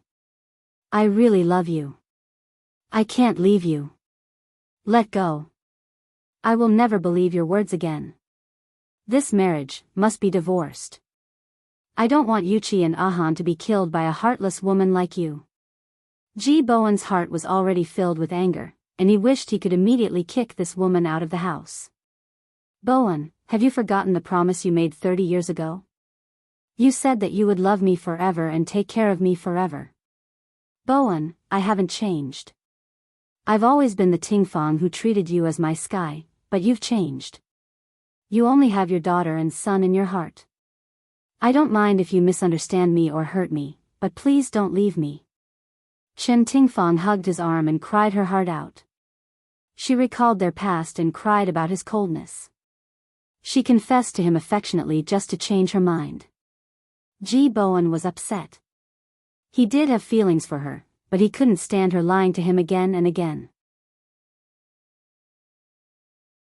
He had given her countless chances, but she had trampled on his feelings again and again. Go away. It's too late to say anything now. He gritted his teeth and pushed her away. Chen Tingfang followed his force and fell to the ground with a plop. Then, she closed her eyes and fainted. Ji Bowen had just picked up the phone and didn't have time to call when he found her unconscious on the ground. Although he was angry, he wouldn't let her lie on the ground. He immediately carried her back to the bedroom and ordered the servant to call the family doctor over. The matter of contacting a lawyer was temporarily put aside. The family doctor quickly rushed over and checked. He said that Chen Tingfang had a temporary cerebral ischemia caused by a moment of agitation. It was nothing serious and she would wake up after some rest. However, she had to pay attention to maintaining her emotional stability. Otherwise, it could cause serious consequences in the long run. Chen Tingfang was lying on the bed and had yet to wake up. Ji Bowen was pacing around the room with a sullen face. Ji Yuchi, who had heard the news, saw this scene and said softly, Dad, I heard from the doctor that Auntie is fine. Don't worry. Ji Bowen was helpless. He wasn't worried at all. He was troubled.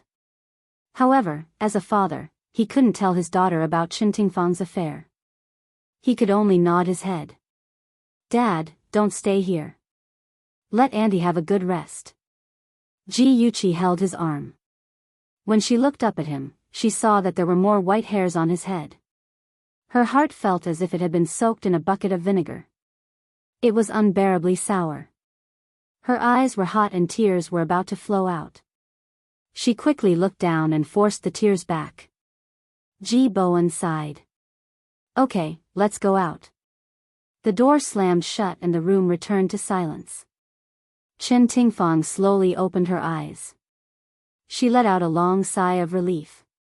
Fortunately, she had pretended to faint. Otherwise, Ji Bowen would already be discussing the divorce agreement with the lawyer. Then, she frowned again. Right now, she couldn't care less about who gave those photos to Ji Bowen. She had to think of a way to dispel Ji Bowen's thoughts of divorce. On the other side, Ji Yuchi held onto Ji Bowen's arm and accompanied him for a walk in the garden. The father and daughter walked quietly on the path. Ji Yuchi's eyes were slightly lowered. She was thinking about something. Originally, she wanted to borrow Yi Zisu's hand to make the whole city know about Chen Tingfang's affair so that she could no longer have a foothold in the upper-class society. However, she had changed her mind. If Chen Tingfang's scandal was made public, her father would also be implicated and would be laughed at by others. She couldn't let her father get hurt. She already felt guilty for letting Xiao Yihan seduce Chen Tingfang. Ji Bowen was still not used to his lively daughter snuggling up to him like an obedient little bunny. He pressed his right hand on the top of her head and said gently, "Chi-Chi, what are you thinking about?" Ji Yuchi looked up at him. Although he had a kind smile on his face, she could still see a faint gloominess between his brows. She felt sorry and guilty. She said softly, "Dad, I'm sorry." "Huh? Did you get into trouble again?" Ji Bowen deliberately put on a stern face. Ji Yuchi hurriedly shook her head. Thinking that something was wrong, she nodded again. Ji Bowen didn't know whether to laugh or cry. "Did you get into trouble or not?" She didn't answer his question.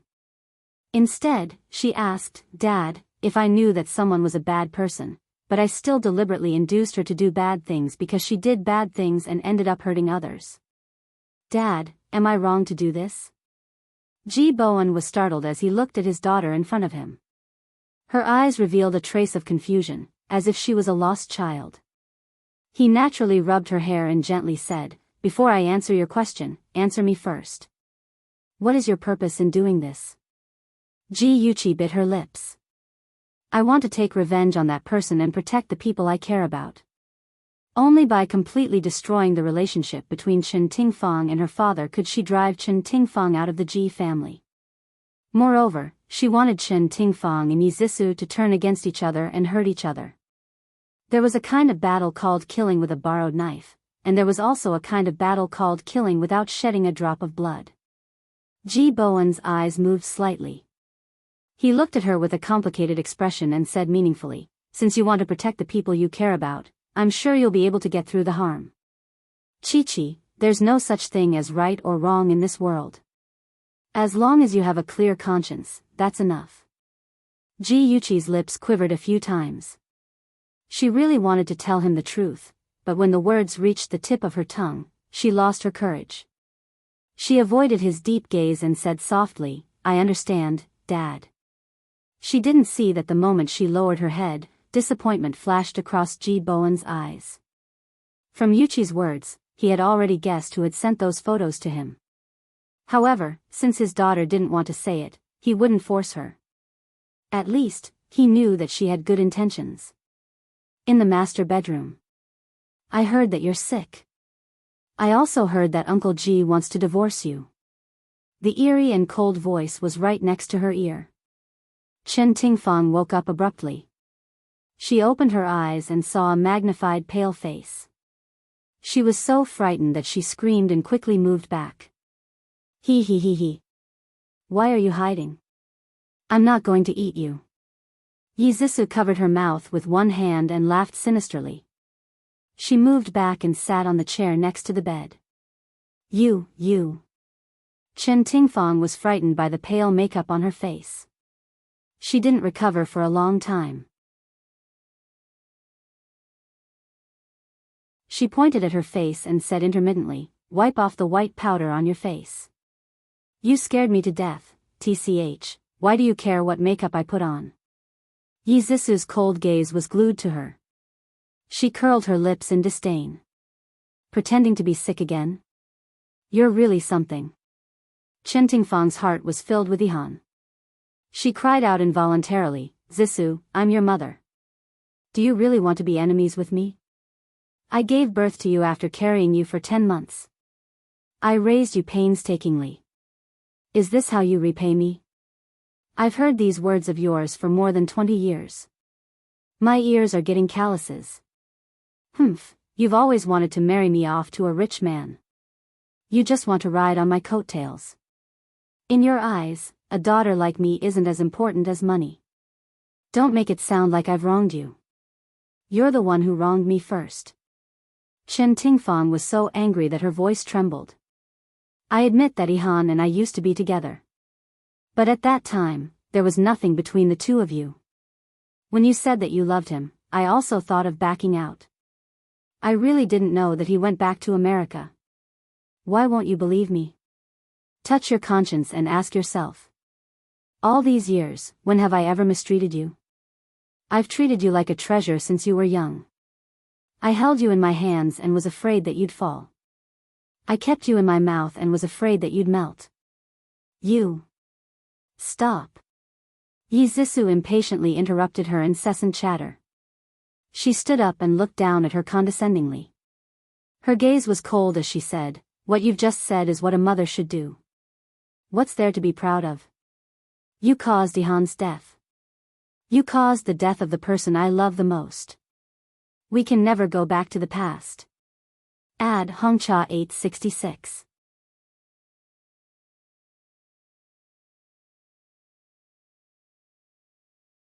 Chapter 896. Chen Tingfang grabbed her arm and said anxiously, "What did you say? What do you mean by causing Ihan's death? What happened to Ihan?" Yi Zissou turned her head abruptly. Her cold gaze seemed to be laced with poison as she said fiercely, "I won't allow you to call Ihan by his name. You don't deserve it. If it weren't for you, he wouldn't have returned to America, and he wouldn't have gotten into a car accident. It's all because of you that he's dead." Chen Tingfang looked as if she had been struck by lightning. Her face turned pale as she shook her head in disbelief. "How could he? You must be lying to me." Yi Zissou looked as if she had heard a funny joke. She laughed so hard that tears rolled down her cheeks. She shouted hysterically, "Lying to you? I also hope that it's a lie, but I heard it with my own ears. Ihan is dead. The man I love will never come back." Chen Tingfang had been waiting for Xiao Ihan's news.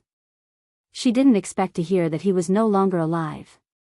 Her vision immediately turned black, and she slumped onto the bed. Seeing her heartbroken expression, Yi Zissou was only moved for a second before she quickly regained her cold expression. From the moment Ihan passed away, there was no longer any mother-daughter relationship between her and Chen Tingfang. Chen Tingfang was disheartened at first. Later, she hugged the blanket and cried bitterly. She didn't even know when Yi Zissou left. In the evening, Ji Bowen came upstairs, intending to continue discussing the divorce with Chen Tingfang. Chen Tingfang was in low spirits. Her eyes were red and swollen, and it was obvious that she had cried. She sat on the sofa listlessly and said calmly, "If you insist on getting a divorce and abandoning your child, I have no objections." Ji Bowen's eyebrows twitched. He asked in a low voice, "What do you mean?" She looked down and stroked her abdomen with her right hand. She smiled bitterly and said, "It's unbelievable, isn't it? I'm already so old, but I'm pregnant. Otherwise, why do you think I suddenly fainted after falling?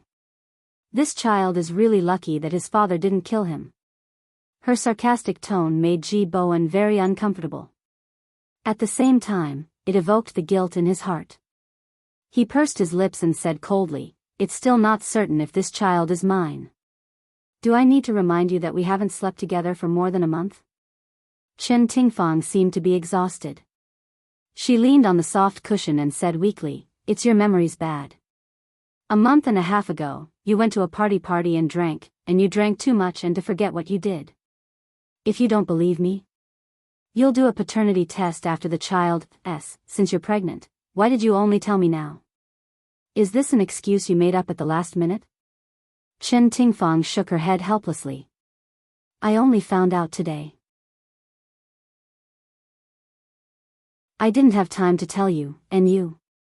Besides, I can lie to you about being pregnant for a while, but can I lie to you for 10 months? Forget it. I'm very tired. I don't want to argue with you. Ji Bowen was speechless.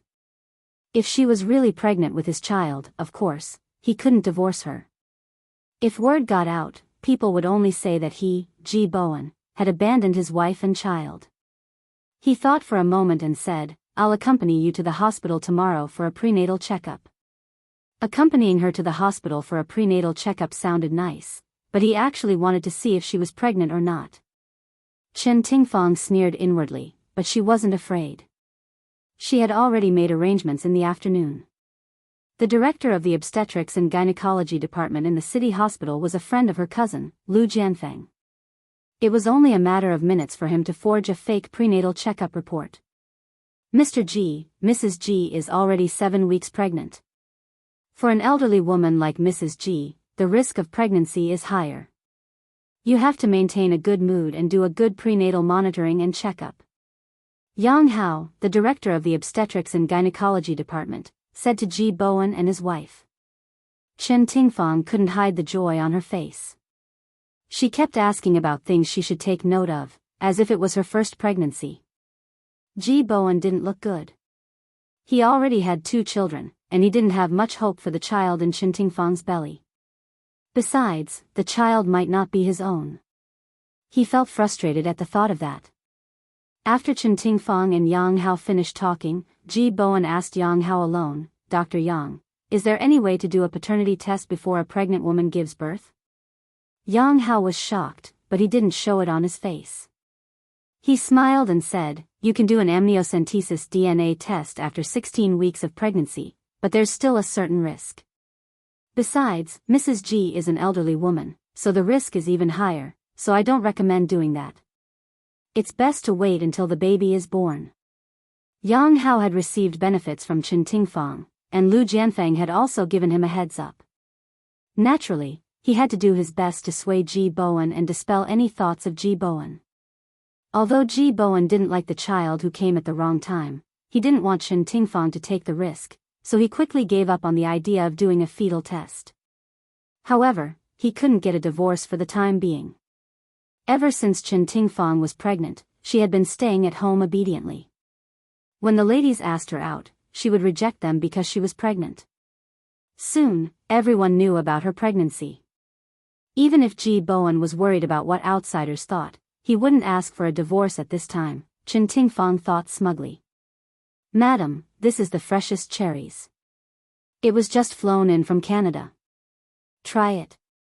"Madam, the kitchen just made some nutritious porridge. Have some."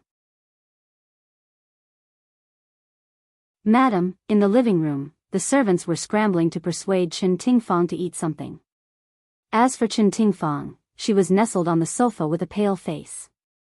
She helplessly sighed, "I don't want to eat. I have no appetite." Ji Bowen was sitting beside her with a newspaper in his hand. He looked up at her and said, "It's been hard on you.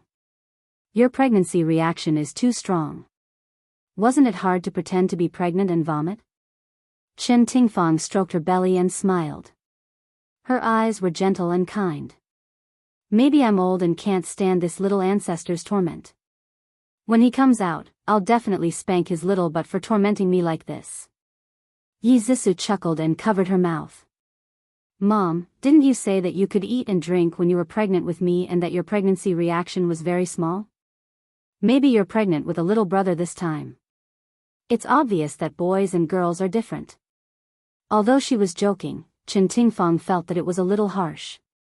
She forced herself to smile. "It's hard to say whether it's a boy or a girl, but it's definitely tormenting. It's not even born yet and it's already tormenting me like this. Won't it be worse when it's born?" How could Yi Zixu not understand that she was implying? The smile on her lips froze and her eyes turned cold. She cursed her in her heart countless times.